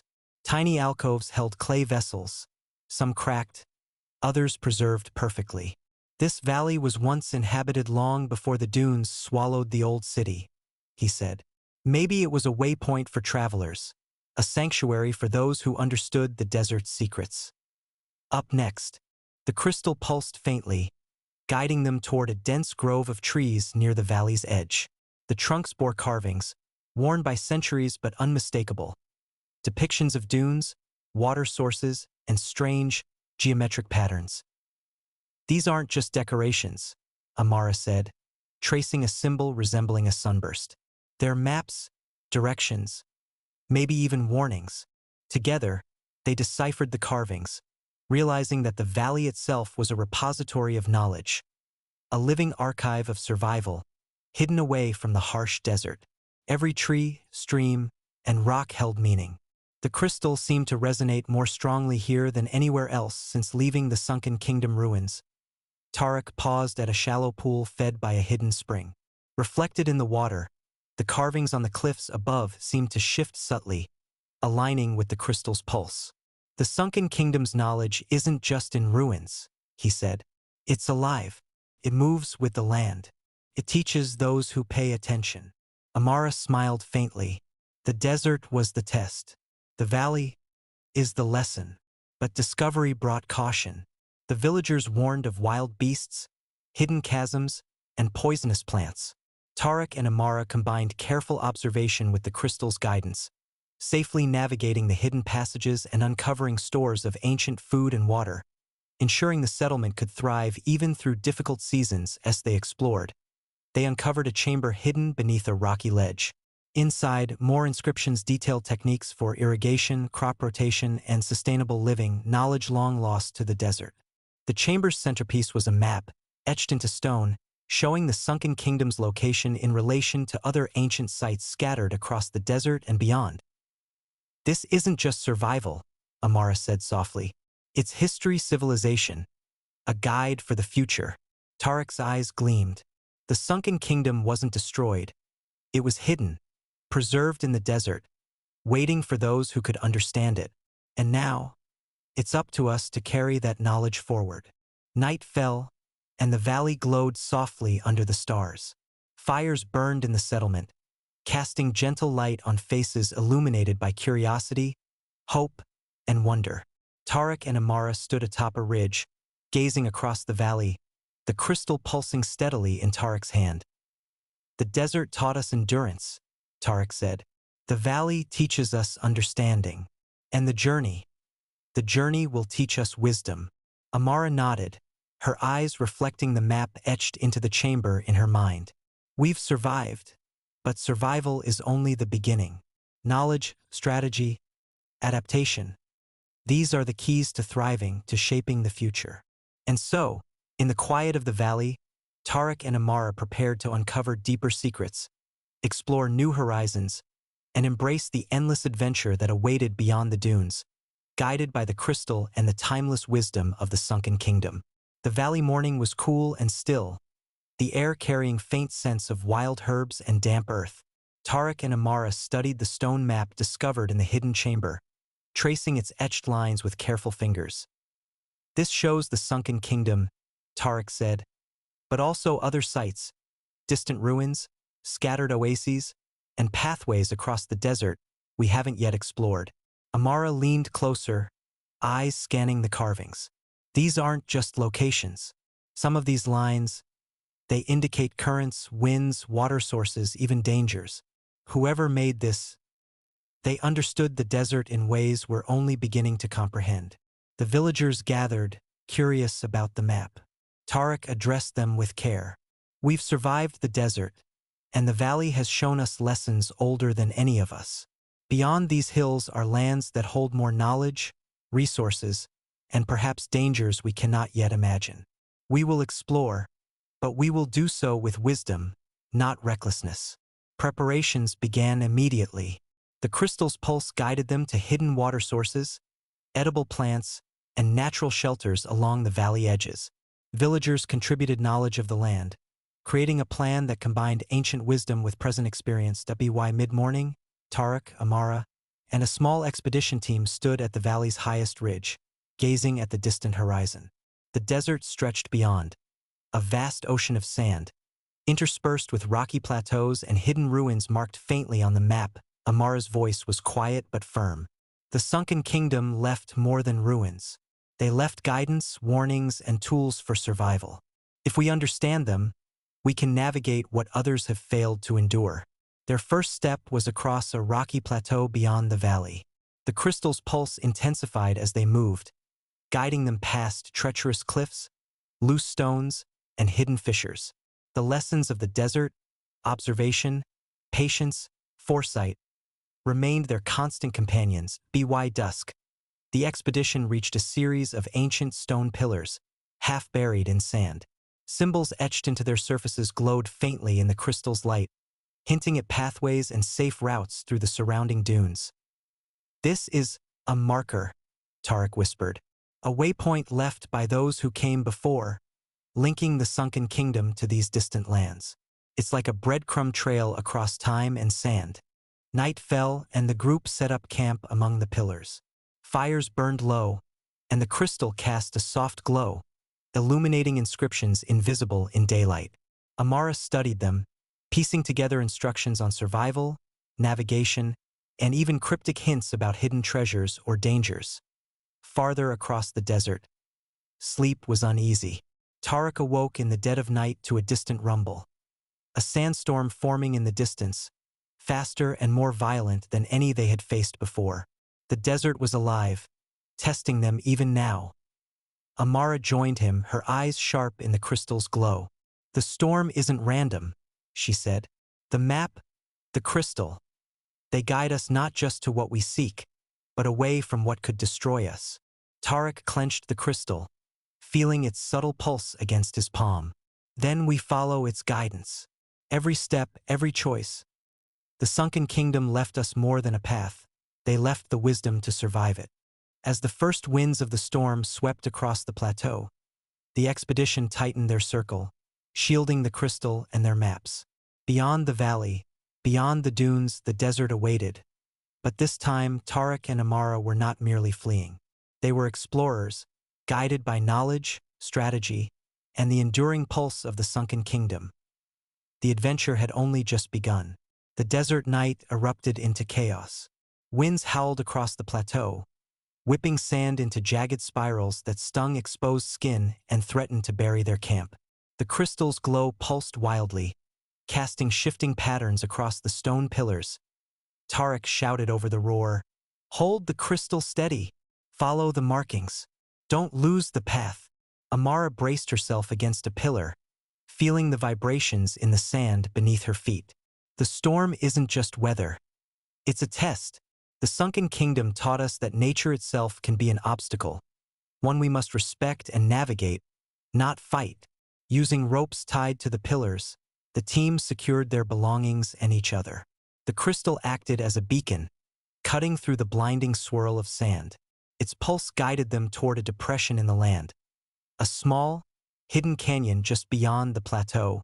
"Here," Tarek called. "This should shield us from the worst of the storm." They descended carefully into the canyon. Sand still whipped through the narrow gorge, but the walls offered protection. Water seeped from cracks in the stone, pooling in tiny basins. It was a hidden oasis, long forgotten, preserved by the desert's shifting dunes. Amara knelt beside the water, cupping it in her hands. "It's incredible. A hidden sanctuary. The Sunken Kingdom's markers led us here. This wasn't chance, it was knowledge encoded in the landscape." Up next, the team rested, using the oasis to refill their supplies and tend to minor injuries. Tarek studied the crystal, noting its pulse aligning with faint carvings on the canyon walls. These markings, they indicate further paths, routes to other ruins, possibly more oases, or even settlements. Whoever created them understood the desert as a living guide. As the storm subsided, the sky cleared, revealing a horizon lined with distant dunes that glimmered under the rising sun. But the oasis held more than water. Strange stone platforms and carved depressions suggested the site had been used for rituals or observations. Ancient technology or wisdom, now buried under centuries of sand. Amara's eyes widened. This isn't just survival. It's a library, a map, and a warning all in one. The Sunken Kingdom didn't just vanish. They hid their knowledge where only the prepared could find it. Tarek nodded, staring at the crystal's steady glow. Every challenge, every storm, every shifting dune. It's all preparation. And now we can continue, wiser, stronger, and guided. Beyond this oasis, the desert stretches wide and dangerous, but the markers show the way. The team gathered their gear, leaving no trace behind, as the wind whispered softly through the canyon. Tarek and Amara felt a renewed sense of purpose. The Sunken Kingdom's legacy was not just to be survived. It was to be understood, carried forward, and used to uncover even greater secrets hidden across the endless desert.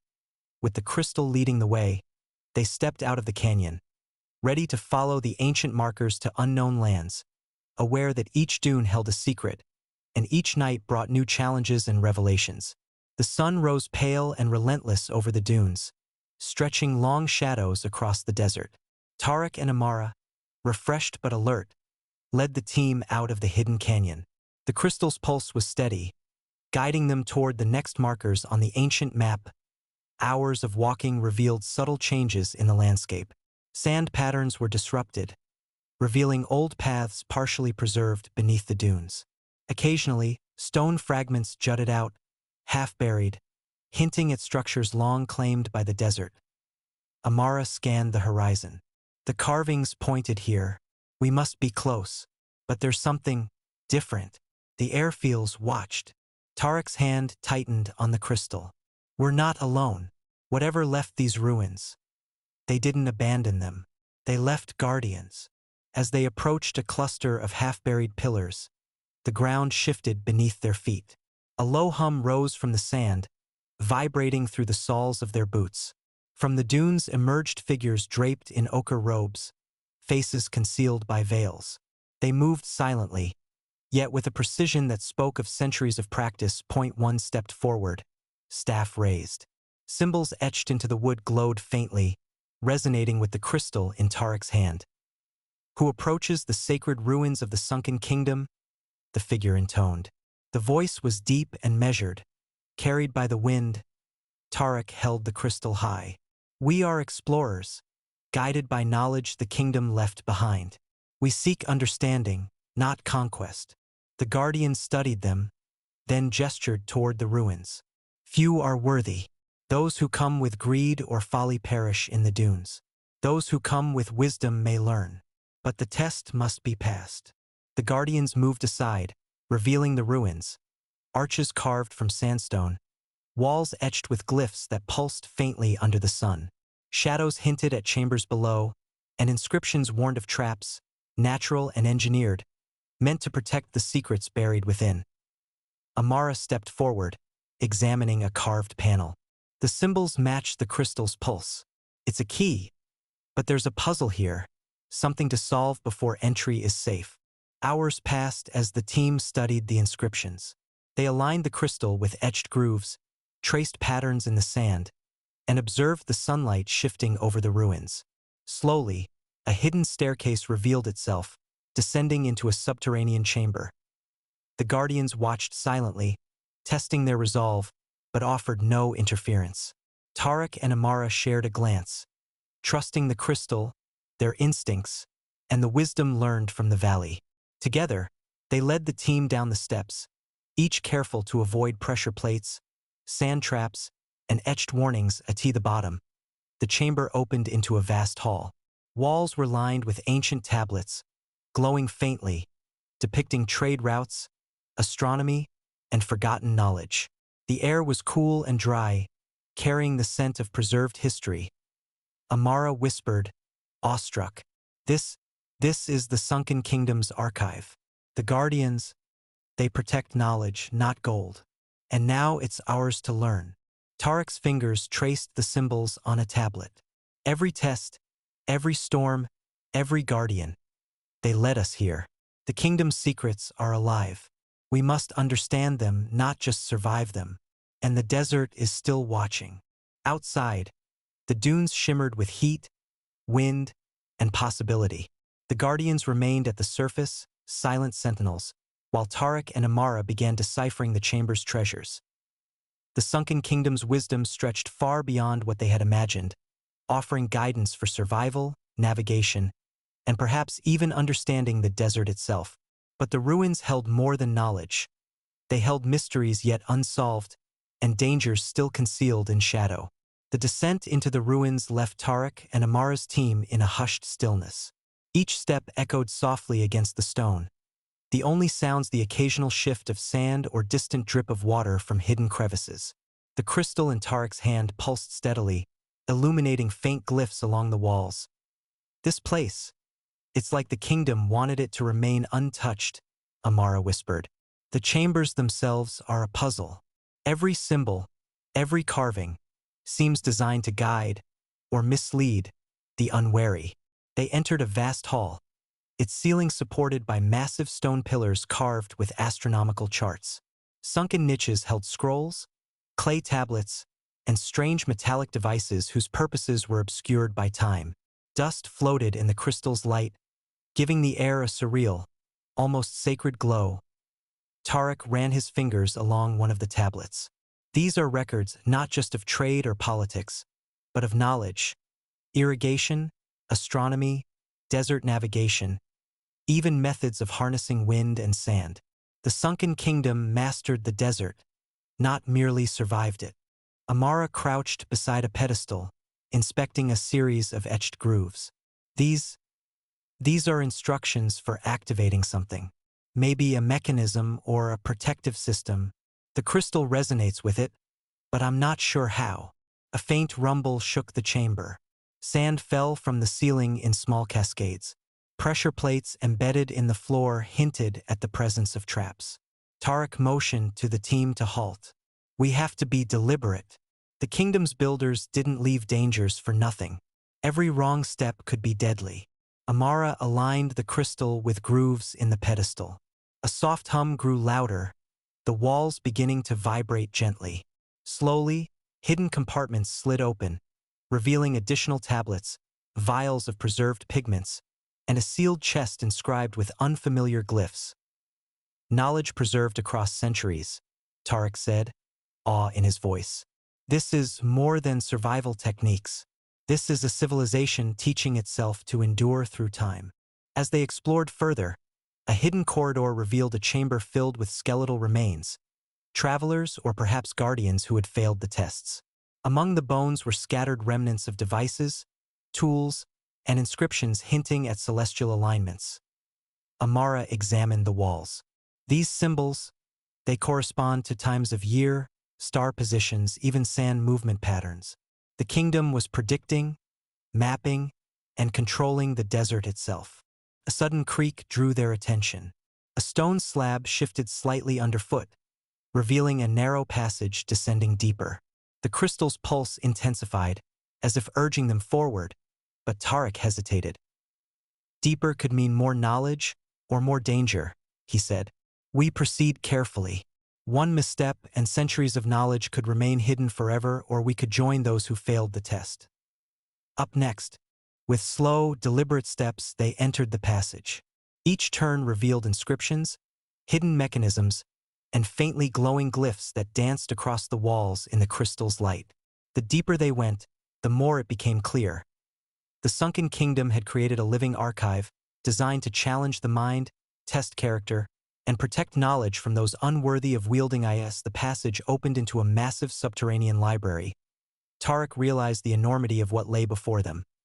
Scrolls, tablets, and devices arranged with purpose, detailing not just survival but the very philosophy and science of the Sunken Kingdom. Here, they were no longer mere travelers. They were students, deciphering wisdom older than any civilization they had known. Amara's eyes shone with excitement. Every storm we faced, every guardian we met, it led us here. This is the heart of the kingdom's legacy. Tarek nodded, holding the crystal aloft. Its steady pulse illuminated the chamber, casting long shadows that danced across centuries of preserved knowledge. The desert above was vast, unpredictable, and alive, but down here, the kingdom had left a guide, a challenge, and a promise. That understanding and perseverance could unlock even the most hidden secrets of the sands. The subterranean library stretched farther than the eye could see. A labyrinth of stone shelves, tablets, and strange metallic devices humming faintly with age. The crystal's glow cast an ethereal light, illuminating inscriptions that shifted subtly in the flickering reflection. Amara traced her fingers over a wall etched with constellations. These aren't just star charts, she murmured. They're predicting patterns, sandstorms, migration of oases, even shifts in the dunes over decades. The kingdom, they mastered the desert like no one else. Tarek examined a strange device atop a pedestal, a bronze contraption with rotating rings, inlaid with gems that mirrored the positions of the stars above. As he adjusted the rings, faint clicks echoed, and a hidden panel slid open, revealing additional scrolls and tablets. The crystal reacts to it, Tarek said. It's like a key, a guide that interacts with these devices. They didn't just store knowledge. They created a system to reveal it to those who can decipher the codes. Amara worked on a tablet depicting a series of glyphs arranged in a spiraling sequence. It's a puzzle, not just for entry but to test understanding. Each symbol corresponds to natural phenomena, to wind, water, sand, to life itself in the desert.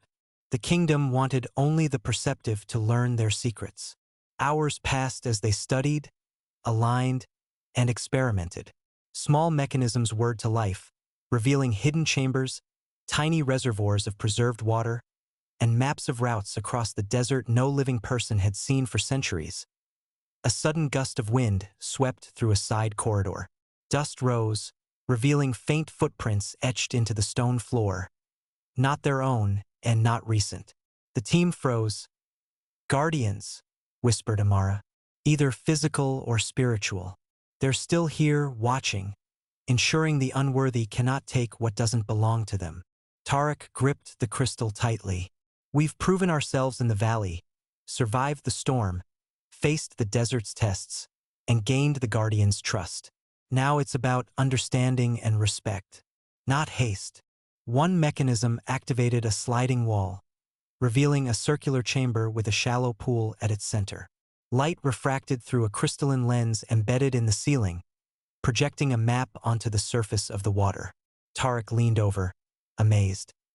This is a master map of the Sunken Kingdom," he whispered. "It shows every ruin, oasis, and route across the desert, even locations we haven't reached. And look, some areas are marked with symbols we haven't seen before." Amara's eyes narrowed. Hidden knowledge, possibly other civilizations the kingdom interacted with or controlled. We're only scratching the surface. The Sunken Kingdom's purpose wasn't just survival. It was stewardship, preservation, perhaps even governance across these lands. A faint vibration ran through the chamber. The crystal pulsed faster, urging them to continue, to explore further. Each step deeper revealed more inscriptions, complex devices, and puzzles that combined logic, observation, and intuition. The kingdom had designed an archive that was alive, interactive, and protective. Hours melted into days as they worked, learning to read the symbols, activate devices, and uncover secrets long forgotten. The subterranean library revealed techniques for irrigation across shifting sands, celestial navigation, and even methods to stabilize entire dunes. Knowledge that could change survival and settlement patterns forever. Amara looked at Tarek, eyes shining with determination. "We must document everything. Teach the valley. Use this knowledge wisely. The kingdom left it for a reason, to guide, not dominate." Tarek nodded. "And yet, there are still parts of the map we don't understand. Routes beyond the desert, ruins even older than this kingdom. Perhaps the Sunken Kingdom was part of something greater, something older than anyone alive." The desert above remained vast and merciless, but below, in the glow of crystal light, Tarek and Amara realized they were no longer simply survivors. They were inheritors of a civilization's greatest secrets, custodians of knowledge designed to endure through time, storms, and shifting sands. And deep within the labyrinth of stone and glyphs, they knew one truth: the Sunken Kingdom's ultimate secret, the one that could change the desert forever, was still waiting to be discovered. With the crystal glowing steadily and the subterranean library behind them, Tarek and Amara stepped back into the desert's relentless heat. The master map projected from the circular chamber still burned in their minds. A network of oases, hidden ruins, and routes no living soul had traced in centuries. Amara adjusted the straps on her pack. "We now have more than intuition. The kingdom's map shows everything: the dunes, sandstorms, hidden valleys, even signs of older ruins. But some locations, I've never seen anything like these symbols. They could be warnings or something far more dangerous." Tarek nodded, eyes scanning the horizon. "The desert tests us at every step. Every route marked could be a trap or an invitation. We follow carefully, using the crystal and the map together." The first leg led them through a shifting valley where dunes appeared to move on their own, sand piling like waves around jagged stone outcrops. Using the crystal's pulse, They navigated through concealed sinkholes and sudden drops, learning to read the desert's subtle cues. Hours passed. By late afternoon, they reached the first marked ruin, a partially buried city, its towers jagged and worn by centuries of wind. At its base, footprints revealed others had been here recently, though the sand had almost entirely erased their tracks. Others are ahead of us, Tarek said, voice tense. Explorers or scavengers. Either way, we can't let them reach the deeper chambers first. Amara examined the entrance. The kingdom left defenses. Look at the carvings, they're still functional. Pressure plates, hidden switches. We have to stay alert. The ruin's interior was a labyrinth of collapsed arches, hidden stairways, and chambers littered with ancient debris. Here, inscriptions hinted at alliances with other civilizations, names and symbols no longer known, connected through trade, war, and shared knowledge. Suddenly, a metallic clink echoed from above. Shadows moved across a balcony. Figures cloaked in dark desert garb, observing them silently. They're watching, Amara whispered. Not attacking yet. They know we're here. Tarek's hand hovered over the crystal. Then we proceed carefully. Every step must honor the kingdom's tests, and we can't let greed or impatience guide us. As they descended into the deeper chambers, a faint breeze carried the scent of something unusual, water, but not natural. Amara paused, noticing carvings that suggested a hidden reservoir or underground spring. This could be a cache, she said. Supplies or knowledge preserved for those who understand the kingdom's wisdom. But the others, they could exploit it without understanding. Up next, carefully, they activated a series of mechanisms, opening a hidden chamber filled with preserved scrolls, water vessels, and stone tablets detailing routes deeper into the desert. The inscriptions warned of nomadic tribes guarding the sands and natural phenomena capable of swallowing entire caravans. Tarek looked at Amara, determination in his eyes. The master map isn't just a guide. It's a test. Every location we reach, every choice we make, proves whether we're worthy to continue. And the kingdom's ultimate secret is still ahead. Outside, the desert stretched infinite and golden. The sun sank behind dunes that shimmered like fire, and the shadows of rival explorers disappeared over the ridges. But the crystal pulsed with a steady, guiding light, leading Tarek and Amara deeper into the Sunken Kingdom's legacy. A world where danger, knowledge, and ancient mysteries intertwined with every grain of sand. The sun beat down mercilessly, and the dunes stretched endless before Tarek and Amara. Their path, marked by the master map, led them to a narrow canyon where shadows hinted at movement.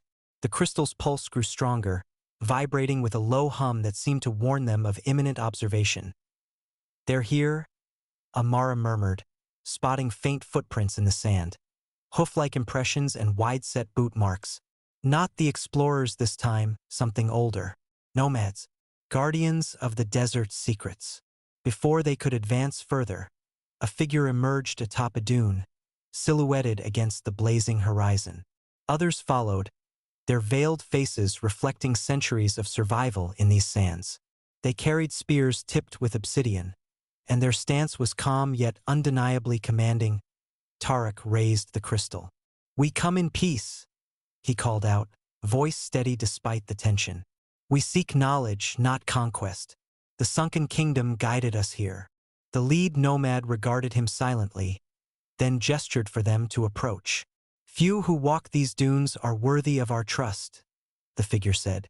The voice carried the weight of authority, echoing as if the canyon itself acknowledged it. The kingdom's wisdom is not merely found, it must be earned. Amara exchanged a glance with Tarek. Tests, like the guardians at the ruins. We need to prove our intentions. The nomads led them to a shaded plateau where 3 large stones formed a triangle. Inscribed on the stones were glyphs similar to those they had seen in the library. Interpret these symbols, the lead nomad instructed. Solve the puzzle. Fail, and the sands will decide your fate. Tarek stepped forward, tracing the carvings. They depicted elements of the desert: wind, sand, water, sun, and stars. Aligning these with the crystal's pulse, they realized the glyphs were a code, a map of movement and timing for survival in this harsh environment. Hours passed as Tarek and Amara worked, consulting their notes from the library, observing the sun and shadows, and experimenting with patterns. The crystal glowed brighter with each correct alignment, casting intricate reflections across the sand. Finally, a mechanism activated. The stones shifted, revealing a hidden cache of preserved water, provisions, and a small chest inscribed with Sunken Kingdom symbols. The nomads watched, their faces unreadable beneath their veils. "You understand," the lead nomad said. "Not through force, not through greed, but through respect and insight. The Sunken Kingdom entrusted us to judge those who come seeking its knowledge. You have passed." Amara exhaled in relief. We survived their trial." Tarek nodded. "And we've gained allies who understand the desert. But the other explorers, they won't wait. They'll follow the map, make mistakes, and awaken dangers they cannot control." The nomads stepped back, disappearing silently among the dunes. Tarek and Amara packed the provisions and reviewed the chest's contents. Additional tablets, water reserves, and notes pointing toward the ultimate secret. Something far beyond even the deepest ruins, hidden where only the desert's heart could reveal it. The horizon glimmered with the heat of the sun, but now Tarek and Amara had guidance, allies, and renewed determination. Every step forward would be a test of intellect, courage, and trust in the Sunken Kingdom's wisdom. Above, the dunes shifted, as if alive, whispering ancient secrets. Below, rival explorers moved unknowingly toward traps, and the ultimate mysteries of the Sunken Kingdom awaited those bold enough to survive both desert and test. The desert stretched vast and relentless, but Tarek and Amara moved with purpose. Each step followed the nomad's guidance and the master map's subtle cues, the crystal pulsing in response to hidden markers beneath the sand. The dunes no longer seemed random. They hinted at paths, hidden valleys, and unseen dangers. "The map leads here," Amara said, pointing toward a series of jagged ridges that cut across the horizon. "These aren't natural formations. They're ruins buried beneath centuries of shifting sand. And the crystal is reacting strongly. We're close." Tarek squinted against the heat. "Close, yes, but we can't rush. The desert isn't just terrain. It's a test. One wrong step, and the sands themselves could swallow us, or worse, lead us straight into traps the kingdom left behind." They reached a narrow canyon just as the sun reached its zenith. A sudden gust of wind swept the valley, whipping sand into blinding clouds. Tarek held the crystal high, its light cutting through the storm like a beacon. "Sandstorm," Amara muttered, shielding her face. "It's natural, but the timing is too precise. The kingdom might be guiding it to test us, or protect what's ahead." Carefully, they navigated the storm, following subtle depressions in the sand and the faint glow of the crystal. Hours passed, and the storm abated as abruptly as it had arrived, revealing an ancient stone arch buried almost entirely beneath the dunes. Intricate carvings, depicting celestial alignments, desert wildlife, and human figures, adorned the arch's surface. This is it," Tarek breathed. "The entrance to the heart of the kingdom. The ultimate secret must lie beyond this threshold." Before they could step forward, a shadow darted across the ridge above. A rival explorer, likely tracking their progress. Amara's hand went to the crystal. "We can't confront them. Not yet. The kingdom's tests will protect us, if we stay focused." They entered the arch and descended a spiral stair carved into the stone, the air cooling as the sandstorm faded. The walls were lined with glyphs that seemed to shift in the crystal's light, guiding them deeper. Faint mechanical sounds echoed beneath their feet, a reminder that the Sunken Kingdom had engineered these chambers to move, respond, and protect at last. They reached a vast underground chamber. A shallow pool of crystal-clear water reflected a dome of intricate carvings depicting the kingdom's history, celestial events, and hints of a network beyond the desert. At the center, a pedestal held a crystalline orb, larger and more radiant than any crystal they had seen. This is the core," Amara whispered. The ultimate secret. The kingdom's wisdom distilled into a single artifact. Look at the carvings. They show how the desert itself can be tamed, how civilizations could thrive here, how knowledge can endure. Tarek approached cautiously, feeling the orb's gentle vibration. It's beautiful and dangerous. Whoever wields this can reshape the desert or destroy it. A faint rumble reminded them that the rival explorers were still near, and perhaps the kingdom's mechanisms were not entirely dormant. The stakes had never been higher. Amara placed her hand on the orb, feeling a pulse of energy synchronizing with the crystal in Tarek's grasp.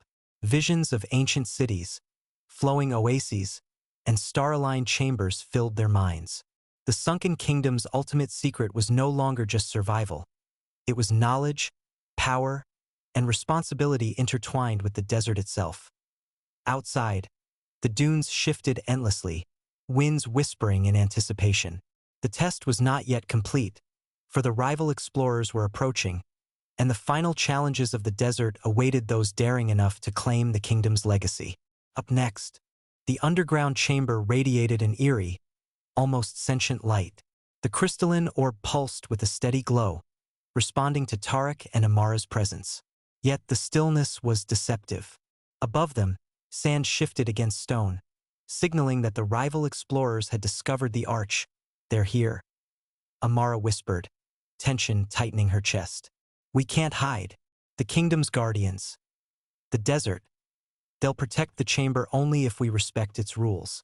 We have to act wisely. A sudden echo of footsteps reverberated through the stairwell. Figures appeared at the entrance. 3 rival explorers, faces twisted with determination and greed. One carried a metal device designed to extract artifacts, unaware of the mechanisms embedded within the chamber. Tarek held the crystal aloft. We come with respect. This knowledge is not for plunder, he shouted. The lead rival laughed. Respect? Knowledge belongs to those bold enough to claim it. Step aside, or we take it by force. Amara studied the carvings and the orb. The chamber itself responded, faintly vibrating, as if recognizing intent. Tarek, the kingdom left defenses. It will respond to us, but not them. We have to move carefully. Focus on guidance, not aggression. The rival explorers lunged toward the orb, triggering hidden mechanisms. Stone panels shifted, revealing narrow corridors, swinging blades, and jets of sand that erupted from the floor. The chamber became a living trap, moving and testing every intruder. Tarek and Amara dodged, guided by the crystal's light and the patterns inscribed on the walls. They navigated through the shifting pathways while the rivals struggled against the mechanisms they had unleashed. Finally, Amara reached the pedestal. She placed both hands on the orb, feeling a rush of energy, a pulse that synchronized with the desert itself. Knowledge flowed. Maps of hidden oases, water purification methods, celestial navigation, and designs for sustainable desert settlements. The kingdom's secret, she murmured. It's a blueprint, not a weapon, but a guide to harmony with the desert. Whoever understands it can preserve life here, or destroy it through misuse. The rivals, trapped by the chamber's defenses, pleaded for access. Tarek stepped forward. This is not for power or greed. You have to respect it, or you will never master it. The chamber responded. A pulse of wind and crystal light forced the rivals back, gently but firmly, out of reach. Tarek and Amara realized the Sunken Kingdom's final test was not violence. It was wisdom, restraint, and respect for the desert's laws. Outside, the shifting dunes reflected the chamber's pulse. The desert had tested them, guided them, and now revealed its ultimate truth. Knowledge must be preserved, shared with care, and used to live in harmony with the harshest environments. Amara exhaled, exhausted but exhilarated. We made it. We understand it. And we survived the test of the Sunken Kingdom. Tarek looked at the crystalline orb, the desert stretching infinitely beyond the underground chamber. The kingdom's legacy isn't buried. It's alive, in the dunes, the stars, and now in us. We carry the knowledge forward wisely. The rival explorers retreated, defeated not by force but by the desert's own design. The crystal's light dimmed, leaving Tarek and Amara in a calm, radiant glow, the glow of understanding, of survival, and of a civilization's enduring wisdom.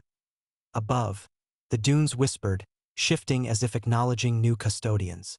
The Sunken Kingdom had shared its ultimate secret, and the desert would remember their respect for generations to come. The chamber's crystal light faded to a gentle glow, leaving Tarek and Amara surrounded by the quiet hum of the desert's underground heart. The air felt alive, charged with knowledge and history, yet serene in its patience. Amara carefully removed the notes and tablets from the chest, arranging them with reverence. We have everything we need, the maps, the techniques, the records. The kingdom left a blueprint for survival and civilization here. But it's not a treasure to hoard. It's a responsibility. Tarek nodded, gazing toward the faint shimmer of sunlight spilling through the arch above. We've learned so much, not just about the kingdom, but about the desert itself. It's alive, always testing, guiding, punishing, and rewarding. We survived by respecting it, not by conquering it. Outside, the rival explorers were nowhere to be seen. Likely, the desert had driven them away or left them to wander in confusion, their ambition unchecked by wisdom. The shifting dunes seemed to whisper approval, acknowledging that Tarek and Amara had passed the ultimate trial. Let's follow the nomad's guidance back to the valley, Amara said. We need to ensure this knowledge reaches the right hands, those who can preserve it, not exploit it. The journey back was both familiar and transformed. The dunes, once daunting and alien, now revealed subtle signs, the direction of hidden springs, depressions indicating old pathways, and wind patterns that guided their steps. The crystal pulsed gently, syncing with their rhythm, as if recognizing them as true custodians. Along the way, they encountered the nomadic tribe once more. The elders greeted them silently, eyes reflecting the wisdom of the desert. They nodded in approval at Tarek and Amara, acknowledging that the Sunken Kingdom's secret was safe in their care. One of the elders spoke, voice soft but resonant. The desert has chosen you. Knowledge is not power unless tempered with respect. Carry it wisely. Teach others to live with the sands, not against them. Amara bowed, understanding the weight of the responsibility. We will. The kingdom entrusted us, and we will honor it. Tarek placed the crystal in a protective case, feeling its pulse one last time. We've seen the kingdom's legacy, survived its tests, and learned its secrets. Now it's our turn to be guardians, not just of the knowledge, but of the desert itself. As the sun sank over the horizon, painting the dunes in shades of gold and crimson, Tarek and Amara began the long trek back to the valley. They carried water, supplies, and most importantly, wisdom, the knowledge of an ancient civilization, tempered by survival, respect, and the living pulse of the desert. The Sunken Kingdom remained hidden beneath the dunes, but its legacy now had living custodians. The desert, eternal and shifting, continued its whispering song, ready to test, guide, and reward the worthy.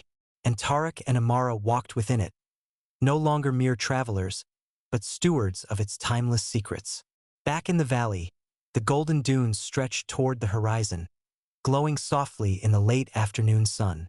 Tarek and Amara set up a temporary camp, carefully cataloging the artifacts, tablets, and crystal fragments they had recovered. This knowledge isn't just for us, Amara said, tracing the glyphs on a tablet. It's a blueprint for survival, for harmony with the desert, for building communities that respect the land instead of exploiting it. Tarek nodded, looking out toward the dunes.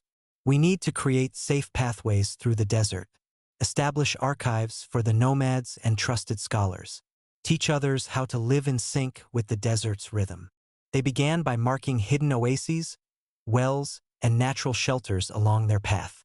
Using the crystal's pulse, they traced safe routes across treacherous dunes and shifting sands. Each marker was carefully designed to be subtle, visible only to those who understood the kingdom's guidance. Over the following weeks, nomads and select explorers joined them. The elders shared their knowledge of desert survival, while Tarek and Amara taught the methods gleaned from the Sunken Kingdom's chambers. Slowly, A network of allies formed, guardians of both knowledge and land. One evening, beneath a sky ablaze with stars, Amara spoke softly. I never imagined we'd end up here, responsible for an entire legacy. But the desert, it's alive, and it has taught us patience, humility, and foresight. Tarek added, and courage. Every step tested us, physically, mentally, morally. The kingdom's secret isn't a prize to possess. It's a responsibility to honor. That's what makes it powerful. Up next, together they began documenting everything. The tablets, the maps, the crystal's properties, the desert's hidden signals. They created a codex, encrypted with knowledge the kingdom itself had preserved, meant only for those deemed worthy by trials of understanding and respect. As the first winter winds swept across the dunes, Tarek and Amara stood atop a ridge, watching the desert ripple beneath the fading sun. The rival explorers had not returned, perhaps forever deterred by the desert's lessons or their own hubris. The nomads had taken new apprentices under their guidance, ensuring the wisdom of the Sunken Kingdom would endure. Amara touched the crystal, now safely encased. We've survived the trials, faced greed and danger, and come out not just alive, but wiser. The desert, it's a living teacher, and we are its students. Tarek smiled, the hum of the desert and the crystal filling the quiet night. We're ready. Whatever the kingdom wants us to do next, we can face it, together with respect for the sands and the secrets they hold. The dunes shimmered under moonlight, whispering ancient songs. The Sunken Kingdom's legacy had found new guardians, and the desert continued its eternal rhythm, alive, shifting, and waiting to test the next generation of seekers. Weeks passed, and the valley began to transform. What had once been a desolate stretch of sand now hummed quietly with life and purpose. Nomads guided new apprentices along safe routes, hidden water sources were marked, and small study stations were built near the foothills, places where knowledge could be preserved without disrupting the delicate desert ecosystem. Tarek and Amara moved with purpose, documenting the patterns of the dunes, mapping out shifting sand corridors, and recording the desert's subtle cues. The crystal's pulse guided them toward areas that had remained hidden even from the nomads. Small depressions where water seeped below the surface, rocky outcrops forming natural shelters, and ruins of other minor settlements long buried beneath the sands. These aren't just ruins, Amara murmured one evening, brushing sand away from a carved stone doorway. They're echoes of the kingdom, smaller test sites, or perhaps early settlements. The desert has preserved them, waiting for the right seekers. Tarek crouched beside her, tracing glyphs with a careful finger. Each site teaches something different: engineering, survival, celestial tracking. The kingdom wasn't just a city. It was a network of knowledge embedded across the desert. That night, under a sky alive with stars, the desert's wind carried a low, almost musical hum. Amara sat beside the fire, thinking aloud. The desert itself seems conscious, reacting to those who approach, testing those who linger, rewarding those who observe and respect its rhythms. Tarek nodded, gazing at the horizon. Every journey, every decision, it's a lesson. The kingdom's trials weren't just for survival. They were about understanding, wisdom, and balance. And we've only scratched the surface. The next day, scouts returned from the North Ridge, reporting signs of unusual movement in the dunes. Patterns that resembled the ancient glyphs of the kingdom but had never been mapped. Another site? Amara asked, excitement and caution mingling in her voice. Perhaps this is just the beginning. The kingdom's legacy isn't one chamber or one artifact. It's the entire desert, alive and waiting to be understood. Tarek held the crystal high, its light mingling with the rising sun. Then we keep exploring, carefully, wisely, and with respect. Every discovery, every echo, teaches us more about the balance between knowledge and nature. That evening, as the dunes glimmered under the moon, Amara and Tarek watched a sandstorm form on the distant horizon. Unlike the storms they had fled before, this one seemed to dance in patterns, almost ritualistic. The desert was alive, and they were learning to read its language, step by careful step. We're ready for the next chapter, Tarek said quietly, hands resting on the crystal's case. The kingdom has taught us much, but the desert itself will teach us more, if we continue to listen. Amara smiled, feeling the hum of the desert beneath her feet. And we will. Whatever mysteries lie ahead, we are no longer mere travelers. We are custodians, students, and stewards of the Sunken Kingdom's legacy. The dunes shifted silently, as if acknowledging their words, whispering of secrets yet to be revealed, of tests yet to come, and of the eternal dance between knowledge, respect, and survival. The valley had become a hub of quiet activity. Apprentices moved carefully between sandstone markers, studying the inscriptions left by the Sunken Kingdom. Nomads taught water conservation techniques, celestial navigation, and survival strategies refined over generations. Tarek and Amara watched with pride and vigilance. We need to ensure every lesson is understood, not just memorized, Amara said, observing a group attempting to trace sand currents that indicated underground springs. The desert rewards comprehension, not rote repetition. Tarek nodded. Each apprentice must earn their knowledge through observation, trial, and respect. Only then can they become true custodians of the kingdom's secrets. Their own explorations continued. A week later, while following a faint series of glyphs etched into rock and buried under decades of sand, they discovered a narrow canyon that had remained hidden until now. Within it were small chambers filled with tools, partially eroded manuscripts, and crystalline devices similar to the one they had carried from the main chamber. These aren't just ruins, Tarek whispered, running his hand over a carved schematic. They're classrooms or laboratories. The kingdom prepared generations of knowledge, scattered across the desert to test and teach. As they mapped the canyon, the apprentices and nomads joined them, learning how to read the glyphs, extract water, and navigate the treacherous dunes. The desert seemed to respond, shifting subtly to guide the worthy and mislead the reckless. One afternoon, a subtle thread appeared. A small group of outsiders, drawn by rumors of the Sunken Kingdom, attempted to access the newly discovered canyon. Unlike the rival explorers who had chased Tarek and Amara before, these intruders were cautious, almost scholarly, but equally greedy. They think knowledge is theirs to take, Amara said, tightening her cloak. But the desert teaches in its own way. We don't need force. The paths themselves will test them. Sure enough, as the outsiders stepped into the canyon, sand shifted. Small rockfalls barred certain passages, and hidden channels of wind erased tracks. Tarek and Amara observed quietly, letting the desert judge the intruder's intent. The outsiders soon found themselves trapped in a narrow passage with no water source and a confusing maze of shifting dunes. A living lesson in respect and restraint. Meanwhile, the apprentices thrived. One young nomad, Farid, discovered an underground spring by following subtle vibrations in the sand, a trick detailed in the kingdom's codex. Another apprentice, Layla, deciphered an ancient formula for storing water safely in clay vessels, something long forgotten as evening fell. Tarek and Amara gathered the apprentices on a dune overlooking the canyon. The sun cast long shadows, painting the sand in crimson and gold. The Sunken Kingdom didn't leave its secrets for those who seek power, Tarek said. It left them for those who listen, observe, and respect the desert's lessons. You are part of this legacy now. Protect it, learn from it, and teach it to those worthy of understanding. Amara added softly, the desert is alive. It will continue to test you, guide you, and reward you. And if you forget respect, it will remind you harshly. Never underestimate it. The apprentices nodded, understanding dawning in their eyes. The Sunken Kingdom's legacy was no longer hidden in the sands. It had found new stewards, guided by two guardians who had survived the desert's ultimate trials.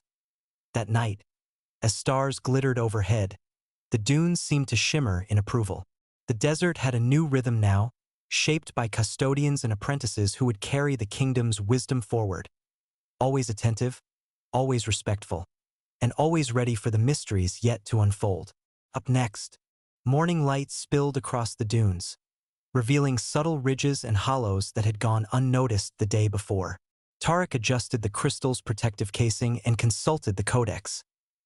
The kingdom's influence extends farther than we realized, he said. These sand patterns, they aren't random. They're markers for hidden chambers and resources. Amara studied the dunes with practiced eyes. The desert has its own language, and it's speaking to us. We just have to listen carefully. They set out with the apprentices, moving methodically along a path suggested by the crystal's faint pulse. Every ridge told a story.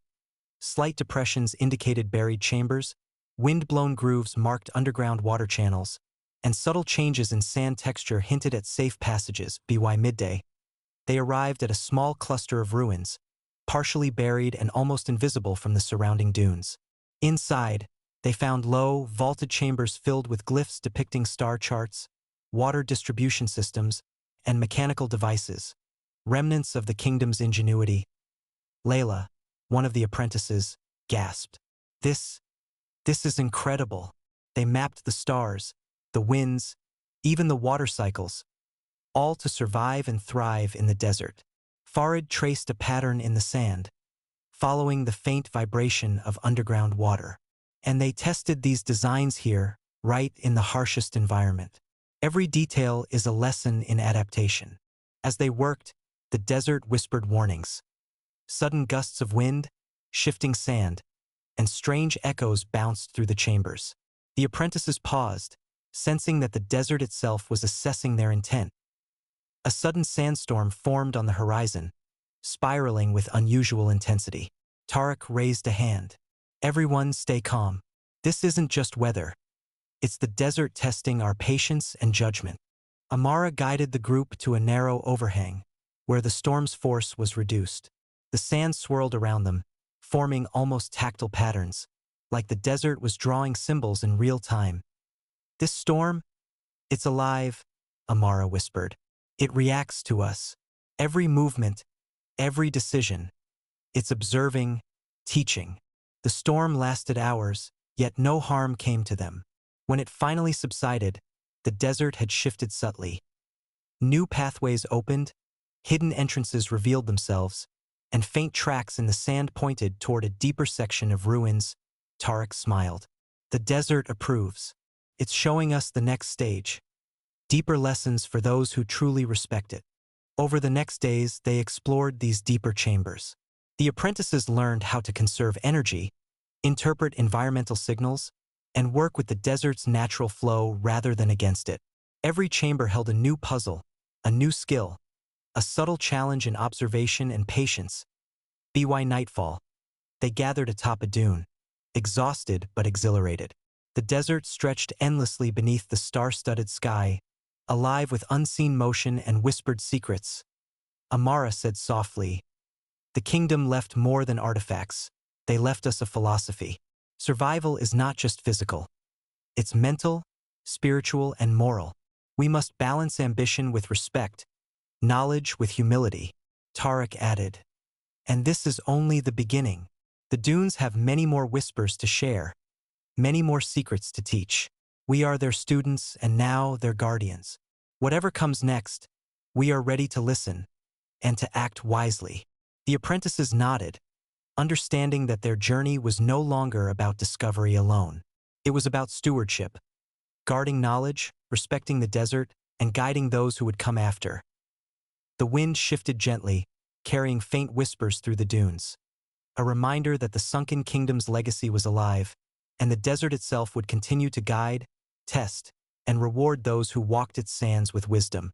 The valley had transformed. What was once an unforgiving stretch of sand now thrummed with life, guided knowledge, and quiet order. Apprentices moved confidently between markers, reading the dunes like living maps, anticipating sandstorms, and finding water with practiced precision. Tarek and Amara stood atop a ridge, overlooking the network they had built. "We've done more than survive," Tarek said.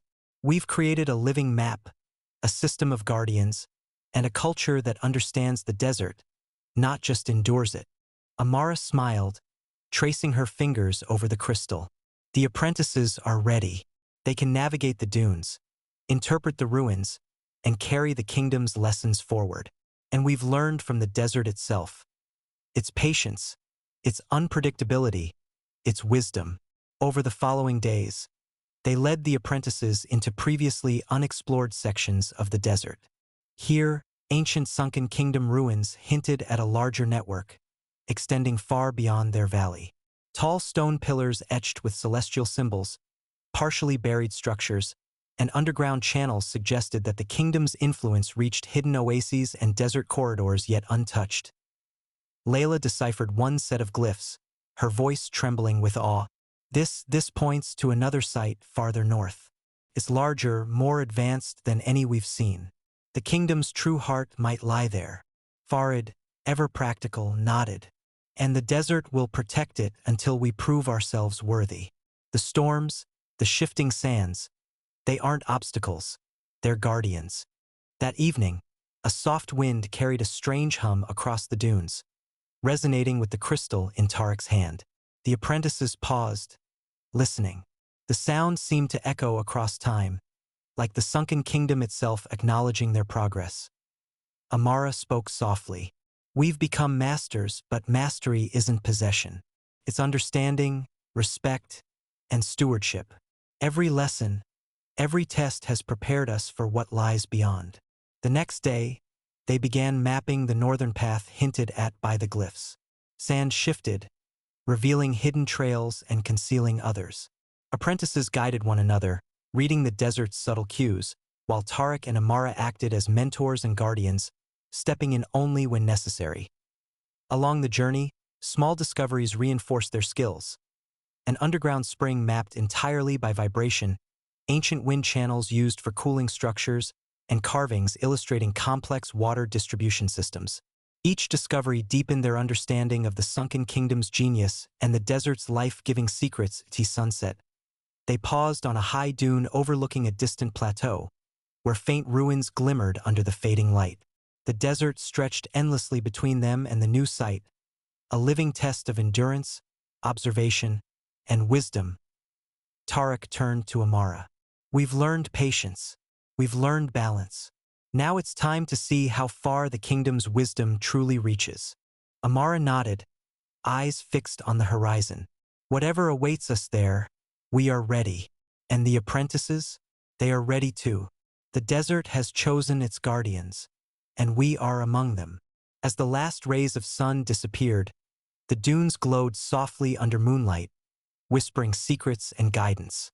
The Sunken Kingdom's legacy was alive, expanding beyond the valley, carried forward by those who had learned its lessons, and by a desert that would always challenge, protect, and reward those who walked with respect and understanding. The northern horizon stretched like a mirage, shimmering dunes rolling endlessly, punctuated by faint stone structures that glimmered in the heat. Tarek adjusted the crystal's protective casing, feeling the familiar pulse that had guided them so far. This is it, he said quietly. The northern site. The kingdom's heart may lie beyond these dunes, waiting for those who are prepared. Amara surveyed the expanse with practiced eyes. The desert isn't just sand here. It's a living map, a series of tests. Every ridge, every wind pattern, every hidden depression could be a challenge. We move carefully together. Up next, the apprentices followed closely, their earlier lessons evident in each step. Layla scanned the sky for celestial patterns, Farid monitored sand shifts and subtle vibrations, and others kept track of hidden water sources and shelter. By midday, the first challenge emerged. A series of sand channels that shifted unpredictably, almost as if the dunes themselves were alive. Crossing required precise timing and coordination. One misstep would plunge them into unstable sand pits.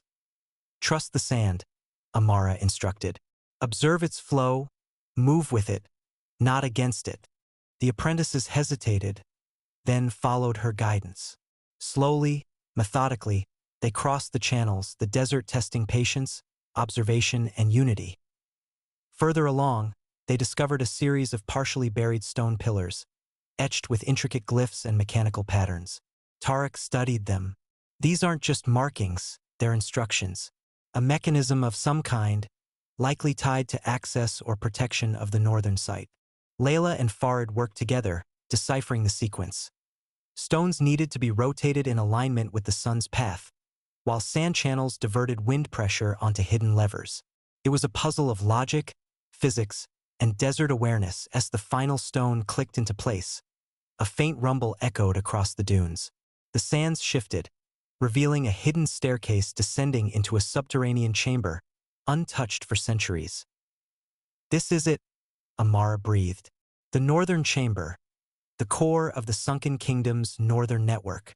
Inside, the air was cooler, the walls alive with carvings depicting water management systems, astronomical observatories, and advanced machinery. Technology centuries ahead of its time. The apprentices explored cautiously, recording everything. Suddenly, a faint tremor shook the chamber.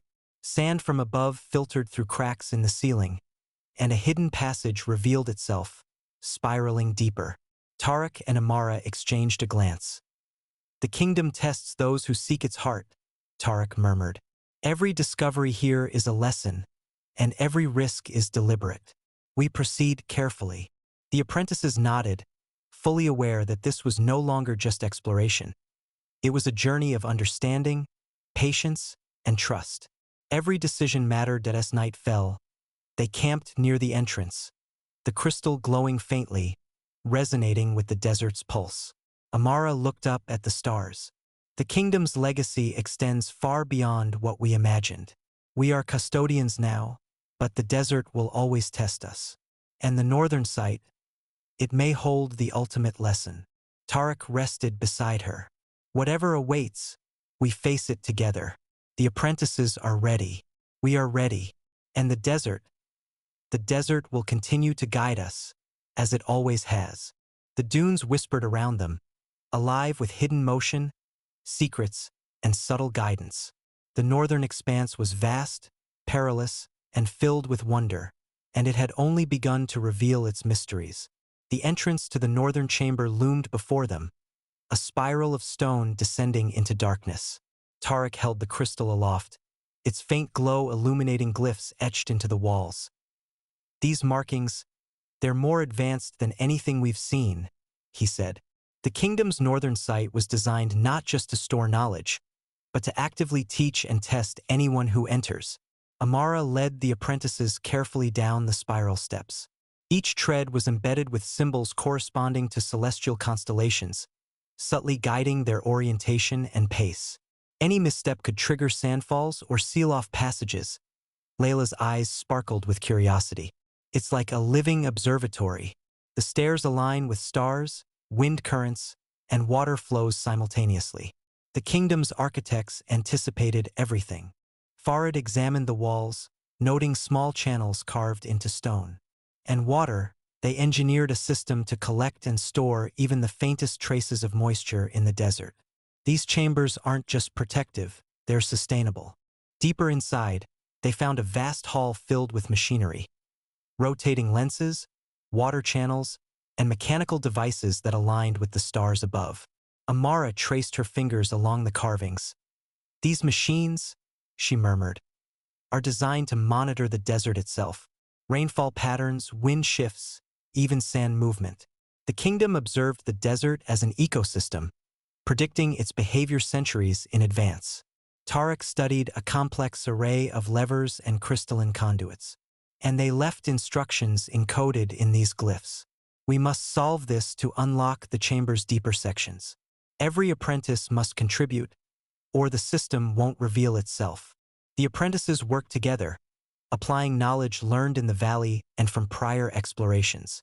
Layla aligned celestial markers with the chamber's shadows, Farid monitored subtle vibrations, and others coordinated water flows through the carved channels. Suddenly, a faint tremor shook the hall. Water channels shifted, revealing hidden compartments filled with ancient manuscripts and crystalline devices. The apprentices gasped. These artifacts contained advanced engineering, mathematics, and water management principles far beyond contemporary understanding. Amara turned to Tarek. "The kingdom tests not only knowledge, but cooperation. Those who work together succeed. Those who act selfishly are blocked." Tarek nodded. "It's a philosophy as much as a challenge. Survival requires intelligence, unity, and respect for the environment. This northern chamber embodies that completely. As they continued, the chamber narrowed into a small alcove overlooking a subterranean reservoir, crystal-clear water reflecting the faint starlight from above. The apprentices knelt beside it, realizing the kingdom had engineered the chamber to maintain life in one of the harshest environments imaginable. Amara smiled. This is the pinnacle of the northern site. A reservoir, an observatory, and a teaching hall all combined. The kingdom's wisdom is vast, but it's meant to be lived, not just studied. Night fell, and the crystal glowed softly, harmonizing with the subtle vibrations of the desert. The apprentices, exhausted but exhilarated, gathered around the reservoir. Each understood the magnitude of what they had discovered. The northern chamber was more than a ruin. It was a living testament to the Sunken Kingdom's genius, patience, and respect for the desert. Tarek spoke softly. We are custodians now, not just of knowledge, but of the lessons themselves. The desert has tested us, guided us, and rewarded our respect. And there's still more. The kingdom stretches farther, with secrets even these chambers cannot fully contain. Amara added, tomorrow we continue deeper. The desert is alive, the kingdom is alive, and we are part of its legacy. But tonight, we honor what we've learned and who we've become. The wind whispered through the subterranean halls, carrying the resonance of the desert and the Sunken Kingdom's enduring presence. The northern chamber had revealed its secrets, but it also hinted at challenges yet to come, waiting for those who would dare to walk deeper into the desert's heart. The northern chamber had revealed its surface secrets, but the crystal in Tarek's hand pulsed insistently, guiding them toward a narrower, spiraling tunnel hidden behind the reservoir. This path, Amara whispered, was meant for those who seek the kingdom's deepest truths. The danger rises as knowledge deepens. The apprentices adjusted their gear. Every step was deliberate. The tunnel's walls, carved with delicate glyphs, seemed to shift subtly under their gaze, as if the desert itself were alive within stone. Layla traced her fingers over a sequence of symbols. These aren't just directions, they're warnings. Misread them and the path could close or worse. Up next, Farid's voice was steady. Then we move carefully, observe carefully, and work together. Everything we've learned points to that approach. As they descended, the air grew cooler, but a faint tremor underfoot reminded them of the desert's constant presence. Tiny dust avalanches cascaded from above, forcing them to adjust constantly. Midway through the tunnel, a chamber opened. A circular hall where mechanical devices rotated slowly, powered by the desert's unseen currents. Shadow and light played across the walls, forming temporary glyphs that seemed to shift with the wind. Tarek studied the moving symbols. It's a puzzle, a dynamic one. We must observe patterns, understand the desert's rhythms, and act in harmony with it. The apprentices worked together.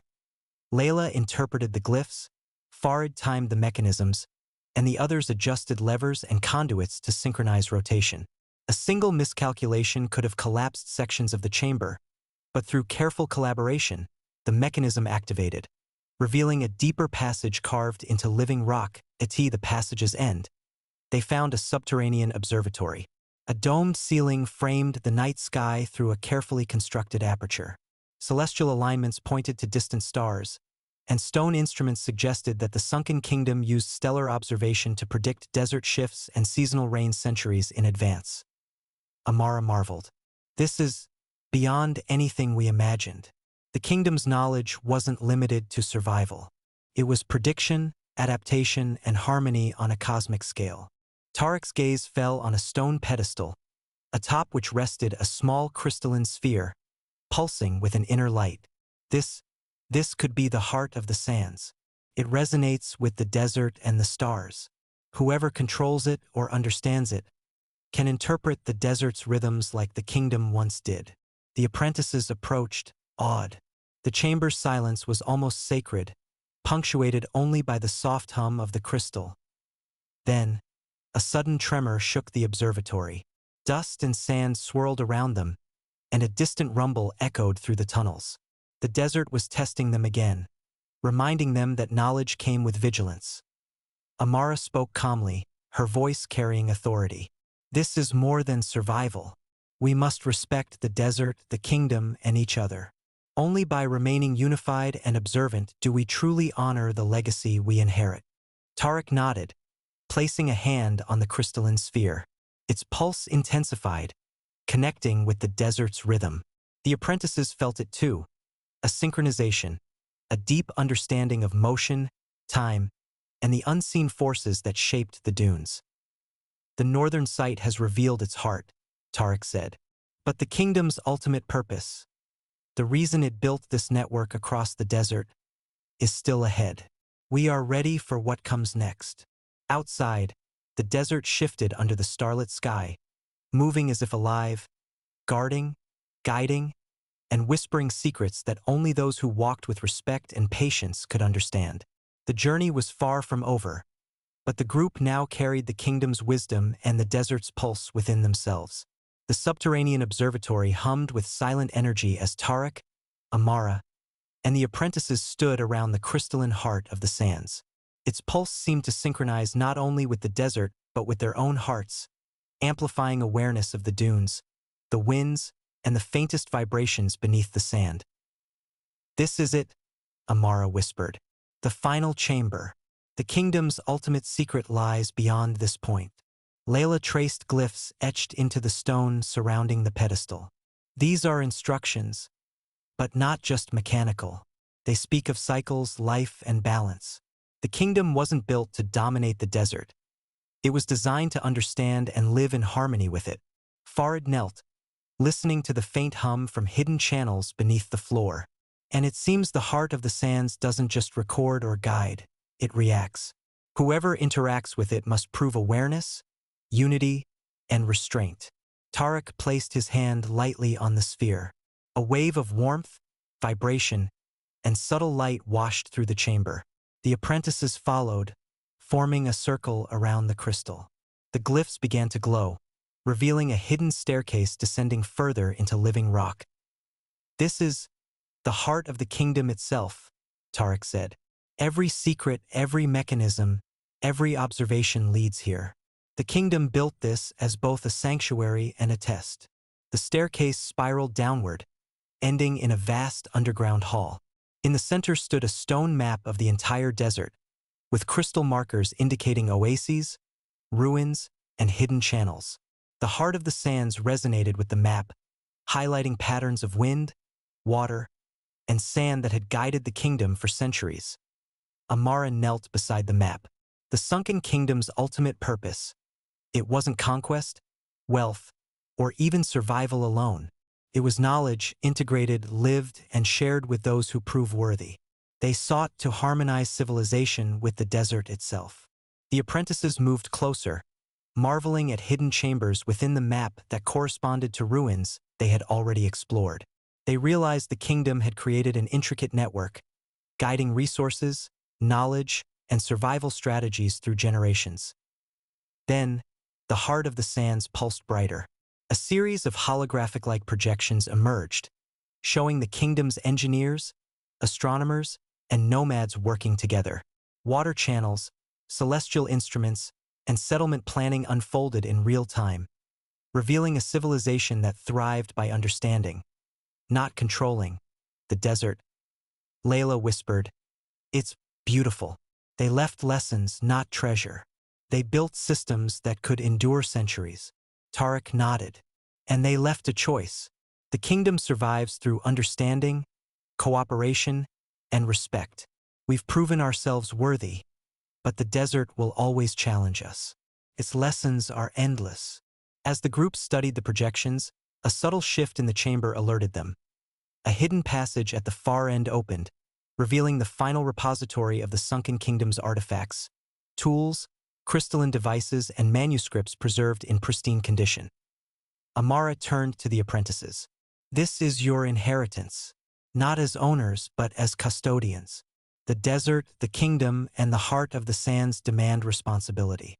Knowledge without respect is meaningless." Tarek extended a hand to the crystal once more. Its pulse synchronized with his own heartbeat, sending a resonant wave through the hall. "We are part of this legacy now. The kingdom's secrets are ours to protect, understand, and pass on. And someday, others will be tested in the same way. Outside, the desert's dunes shifted under the stars, as if acknowledging the arrival of new guardians. The northern sight had revealed its ultimate truth. The Sunken Kingdom was a civilization of harmony, patience, and foresight, designed to teach that mastery comes not from dominance, but from understanding and unity with the world around you. The apprentices gazed at the desert through the observatory aperture, feeling the pulse of the heart of the sands align with the living dunes beyond. The journey had transformed them, and the kingdom's secret would now live through their stewardship. The northern sight's secrets were now theirs to bear, and as Tarek, Amara, and the apprentices emerged from the subterranean chambers, the desert greeted them with a wind that felt almost sentient. The dunes shimmered, revealing paths that seemed to recognize their mastery of the sands. Amara inhaled the dry, fragrant air. The desert has tested us.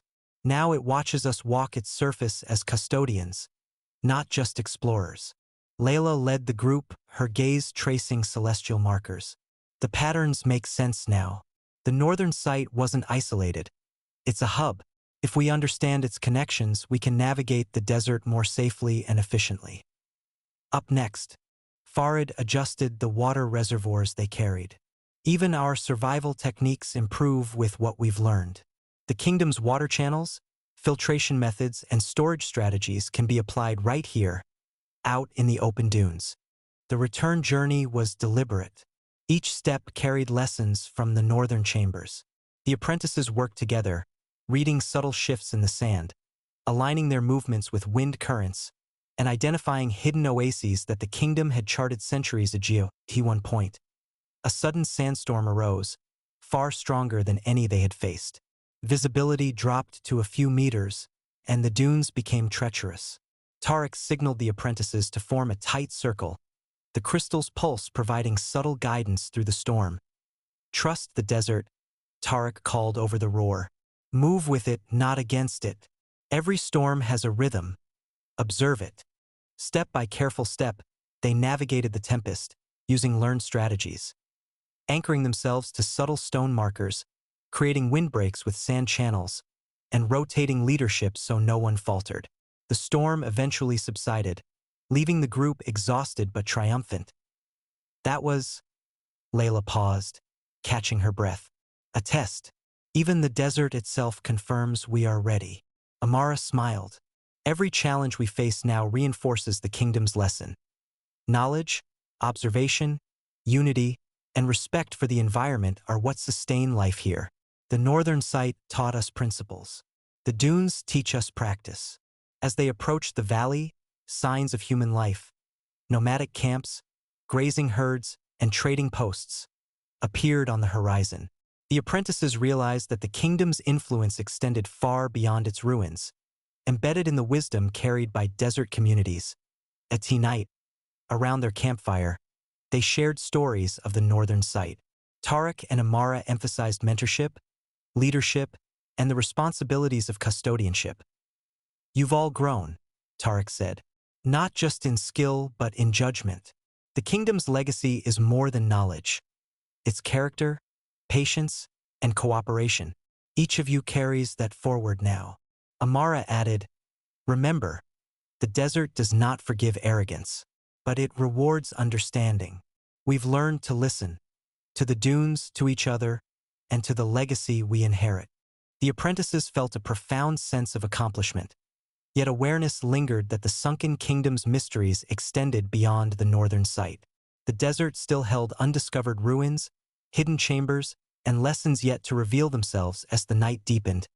Tarek gazed at the stars, letting the pulse of the crystal resonate with the heartbeat of the dunes. "We are guardians now. The kingdom entrusted us with its wisdom, but the desert itself will always continue its tests. And someday, when others walk these sands, they may face the same trials and the same rewards."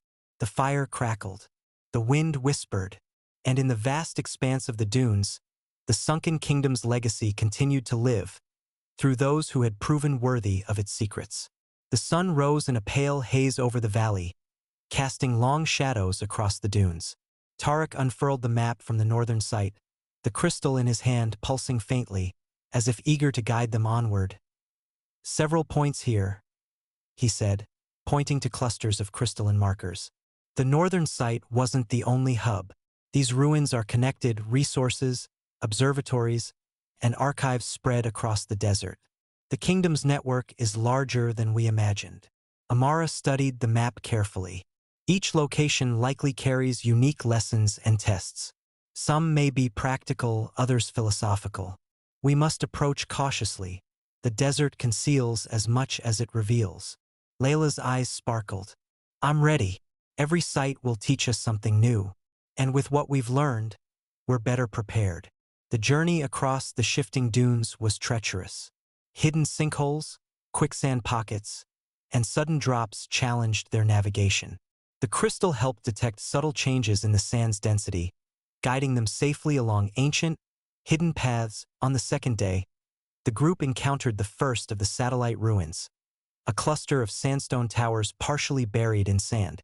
Their tops shimmered with reflective panels that caught the sun. Tarek examined them. "These were watchtowers, connected to the northern site," he explained, "likely used for observing celestial patterns, weather, and desert movement." Amara and the apprentices climbed carefully, revealing hidden chambers with primitive, yet ingenious, mechanical devices. Some mapped wind currents, others tracked rainfall patterns, while another chamber contained carved tables of numerals and glyphs, ancient calculations predicting sand shifts and seasonal floods. Layla adjusted a lever, setting a wind rotor in motion. The device hummed, projecting shadows on the walls that aligned perfectly with star maps. The kingdom didn't just observe, she realized. It modeled the desert, predicted it. Their exploration wasn't without danger. On the third day, a sudden sandstorm erupted, fiercer than anything they had previously faced. The dunes rose like waves, swallowing landmarks and creating illusions that disoriented even the experienced Tarek. Farid shouted over the roar. "The storm isn't random.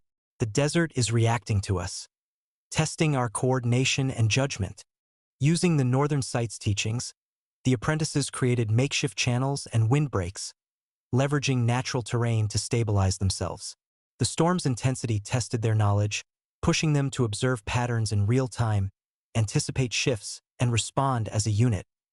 When the winds finally died, they found themselves at another ruin hinted at by the map, a semi-buried amphitheater filled with inscriptions describing rituals, ceremonies, and lessons in cooperation and leadership. Amara traced the inscriptions. The kingdom valued more than survival and observation. It valued character, judgment, and communal responsibility. Every site builds on the others. Knowledge in isolation is fragile. Tarek placed a hand on the heart of the sands. Its pulse resonated more strongly than ever, reacting to the new ruins as if confirming their path. "We are learning the full scope of the kingdom's philosophy. The northern site was only the beginning. These sites together form a network of wisdom designed to endure millennia." As night fell, the apprentices camped among the ruins. The desert stretched endlessly, whispering its secrets through the wind. Each apprentice reflected silently on the challenges faced and lessons gained. They had grown individually and as a team, yet sensed that the Sunken Kingdom's greatest test was still ahead. The dunes seemed to shimmer under the stars, a living web of interconnected knowledge, waiting for those who could navigate both its physical and philosophical labyrinth. The morning sun burned orange across the dunes as the group packed their supplies. The heart of the sands pulsed faintly in Tarek's satchel, as if sensing the approaching climax of their journey. "The northern site and the smaller ruins have prepared us," Amara said. "But the central site, the heart of the kingdom's network, will be the ultimate test. We cannot underestimate it." Layla traced the map, following a series of markers that led to a plateau of jagged sandstone formations. The last satellite ruins are scattered around this plateau. Some of the glyphs suggest hidden traps or puzzles, defensive mechanisms left by the kingdom to protect its most valuable knowledge. They arrived at the first satellite ruin of the day, a labyrinthine temple partially buried by dunes. Its entrance was marked by shifting sand patterns, subtle depressions and rises forming a complex code. Up next, Farid squinted at the markings. This isn't just a puzzle. The sand itself is part of the mechanism. Every step could trigger a collapse or seal a passage. Using the skills they had honed at the northern site, the group navigated the labyrinth with precision. Layla deciphered glyphs that indicated safe paths, while Amara monitored structural shifts and Farid tested stability with careful probes as they emerged. Wind carrying faint whispers through the temple corridors, Tarek's eyes scanned the horizon. We're not alone. A group of rival explorers appeared, riding over the dunes on camels. They were well-armed and determined, clearly tracking the same Sunken Kingdom sites. The rivals' leader, a tall figure with a scar across his cheek, shouted over the wind, "Step aside! We know the kingdom's secrets. We'll take the knowledge." Amara's eyes narrowed. The kingdom's knowledge is not for conquest. They will learn the desert's lessons the hard way if they force this. The encounter required strategy rather than confrontation. Using the terrain, the group maneuvered through sand ridges, hidden channels, and collapsed passages, staying one step ahead of their rivals. Layla created false trails in the sand while Farid diverted attention using decoys constructed from debris and wind channels. Eventually, they reached the plateau's central ruin, a massive ziggurat of sandstone, partially buried, with celestial alignments carved into its apex. The heart of the sands pulsed violently as if recognizing the location, guiding them forward. Inside, a vast chamber awaited, walls covered in inscriptions, maps, and complex mechanisms interlinking all satellite ruins with the northern site. Holographic-like projections formed as the crystal resonated, illustrating the kingdom's comprehensive network across the desert. "This is it," Tarek whispered. "The full convergence." The kingdom built not isolated sites, but a living web of knowledge, survival, and wisdom. Every ruin, every device, every observation contributes to this network. Amara added, "And it's a test, not just of skill but of judgment. How we handle this knowledge will determine whether the kingdom's legacy endures." Outside, the rivals struggled with traps and puzzles designed to prevent unworthy seekers from entering. The group realized the kingdom's lessons were being enforced even in the present, filtering those with respect and insight from those seeking power alone. The chamber's pulse echoed through the dunes, and the heart of the sands glowed brighter than ever. The final convergence was within reach, and the group felt the weight and responsibility of the knowledge they now carried. The central chamber of the ziggurat was vast, filled with inscriptions, crystal conduits, and mechanisms that seemed almost alive. The heart of the sands pulsed in Tarek's hand, its rhythm matching that of the desert itself. Amara stepped forward, tracing the wall carvings. These inscriptions, they're instructions, not just history. They're guiding us through the network. Layla studied the crystalline conduits, connecting the chamber to projections of satellite ruins across the desert. If we activate the network fully, we'll see the kingdom as it intended, a living system of knowledge, observation, and guidance. But the process will demand our focus and unity. Farid nodded. It's more than just solving puzzles. We'll need coordination, respect, and restraint to avoid triggering the defenses. They arranged themselves around the central platform.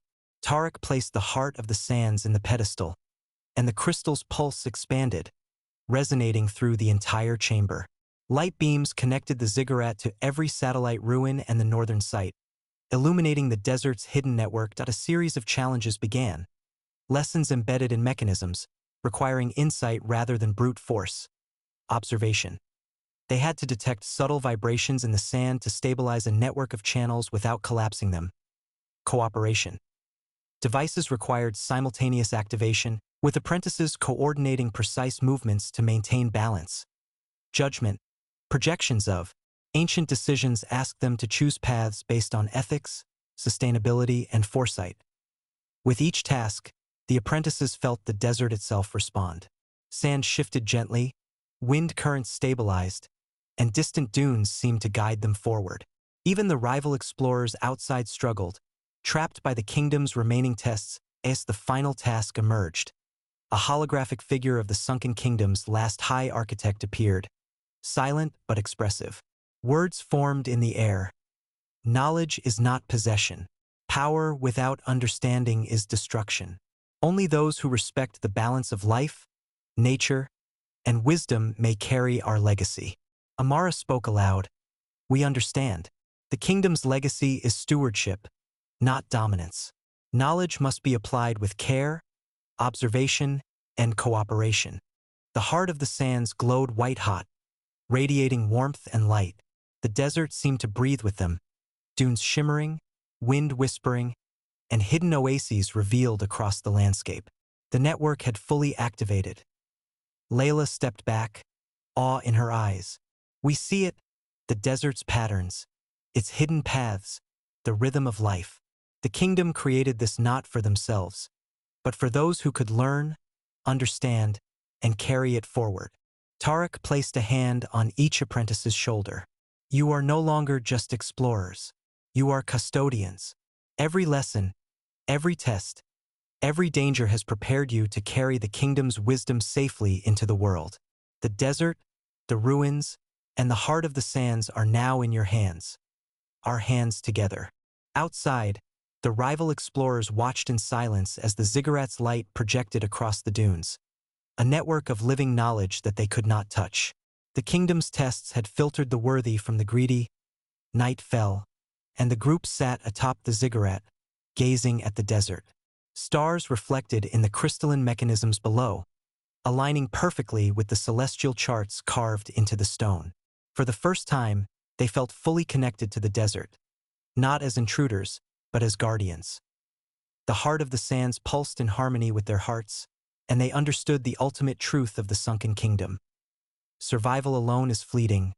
Wisdom, unity, and respect endure forever. The first rays of dawn painted the dunes gold as Tarek, Amara, and the apprentices descended from the central ziggurat. The desert, once a vast expanse of danger and uncertainty, now felt like a map of knowledge etched in sand and stone, guiding every step. Amara carried the heart of the sands carefully. We've learned its lessons. Now it's time to share what we've gained. Layla scanned the horizon, noting the routes between oases, settlements, and hidden ruins. The kingdom's network isn't just historical. It can help people survive, thrive, and understand the desert. Their journey back was deliberate. They helped nomadic tribes rediscover safe water channels, taught survival techniques refined through their trials, and repaired rudimentary irrigation systems inspired by Sunken Kingdom designs. Word spread of their knowledge, and even rival explorers who had survived the desert sought guidance. One evening, at a camp near a small trading post, Farid reflected aloud. We thought we were just explorers seeking ruins, but we've become teachers, guardians, and storytellers. Tarek nodded. Every lesson we've learned, from deciphering ancient glyphs to navigating sandstorms, is now a tool to preserve life and wisdom. That's the kingdom's true gift, the responsibility to apply knowledge ethically and effectively. Up next, they trained a new generation of apprentices, combining survival skills, ethical decision-making, and the philosophical lessons of the Sunken Kingdom. Lessons were taught not as lectures but as guided exploration, letting students encounter challenges and discover solutions under mentorship. Amara stood atop a sand ridge one evening, watching students navigate a small labyrinth modeled after the northern site. The desert teaches patience, observation, and humility, she said. These aren't just skills, they're a mindset, and that mindset will carry the kingdom's legacy forward. The heart of the sands, now integrated into their guidance system, pulsed softly, reminding them that knowledge is alive when shared, not hoarded. They traveled to settlements, mapping hidden ruins, teaching sustainable practices, and reinforcing the interconnectedness of the desert ecosystem. Layla, gazing at the desert from the ridge, added quietly, the dunes themselves remember. Every path we take, every seed we plant, every lesson we teach leaves a mark, visible only to those who know how to observe. The apprentices matured, growing in confidence and wisdom, while Tarek and Amara embraced their roles as mentors and custodians. They realized the journey had transformed them from seekers into stewards, and the desert, once a labyrinth of danger, had become a living classroom as night fell, and the stars reflected the same constellations that guided the Sunken Kingdom centuries ago. Tarek spoke to his apprentices. The dunes are eternal, and so is the knowledge we carry. The kingdom's legacy isn't buried in ruins or crystal. It's in those who respect, understand, and protect it. Remember this: survival is fleeting, but wisdom endures. The wind whispered through the dunes, carrying stories of discovery, courage, and unity. And in the heart of the desert, the legacy of the Sunken Kingdom lived on. Through those who had walked its sands, faced its trials, and emerged not just alive, but transformed. The desert stretched endlessly, a golden ocean under the rising sun. Tarek, Amara, and the apprentices stood atop a ridge overlooking the dunes they had traversed, ruins and hidden paths glimmering faintly in the morning light. "This place? It's alive," Layla whispered, tracing the lines of sand etched by wind, water, and time. "Every ripple tells a story, every dune a lesson." Amara held the heart of the sands. Its pulse was steady, rhythmic, a heartbeat that seemed to echo through the desert. "It has guided us this far," she said, "and now it will guide others who are ready to listen, to learn, and to respect." The apprentices gathered around. Each of them had grown, not just in skill or knowledge, but in judgment, patience, and understanding. They could read the desert's subtle cues, anticipate storms, decipher ancient inscriptions, and navigate the most treacherous dunes. But most importantly, they had learned to honor the balance of life and wisdom. Tarek spoke, his voice calm but resolute. The Sunken Kingdom built more than cities or devices. It built a philosophy, a network of knowledge meant to endure.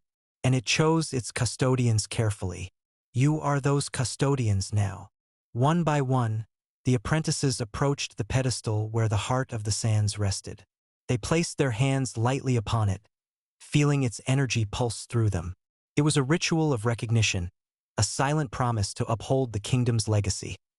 Outside the desert's edge, settlements thrived with the apprentices' guidance. Hidden channels of water flowed steadily, ruins became protected learning sites, and knowledge of survival, cooperation, and observation spread quietly but powerfully. The desert, once feared as unyielding and merciless, was becoming a place of shared wisdom. That evening, Tarek and Amara stood alone atop the ziggurat, watching the sun sink behind the dunes. "We've taught them what we can," Tarek said. The rest is up to the desert and those who respect it." Amara nodded. "The dunes will continue to shift, new challenges will arise, and the kingdom's secrets will call to those ready to learn. But we've ensured that its lessons endure." As night fell, stars reflected in the heart of the sands, aligning perfectly with the ancient celestial charts. The desert whispered softly, carrying stories of courage, wisdom, and unity across the endless sands. The legacy of the Sunken Kingdom lived on, not as ruins or artifacts, but in the hearts, minds, and actions of those who had truly understood it. Layla's voice broke the silence, soft but certain. "We came seeking survival, knowledge, and discovery. But we leave as stewards, guardians, and storytellers. The dunes, they will never be the same again." And so, under the eternal sky, the desert continued to move, its secrets alive in every ripple of sand, every hidden path, and every apprentice ready to heed its lessons. The Sunken Kingdom's story was complete, but its legacy was eternal, living through those who honored its wisdom. The heart of the sands pulsed one final time, in rhythm with the desert and with them, a promise and a reminder. Knowledge, when respected and shared, endures beyond time, beyond ruins, and beyond the shifting sands. The end.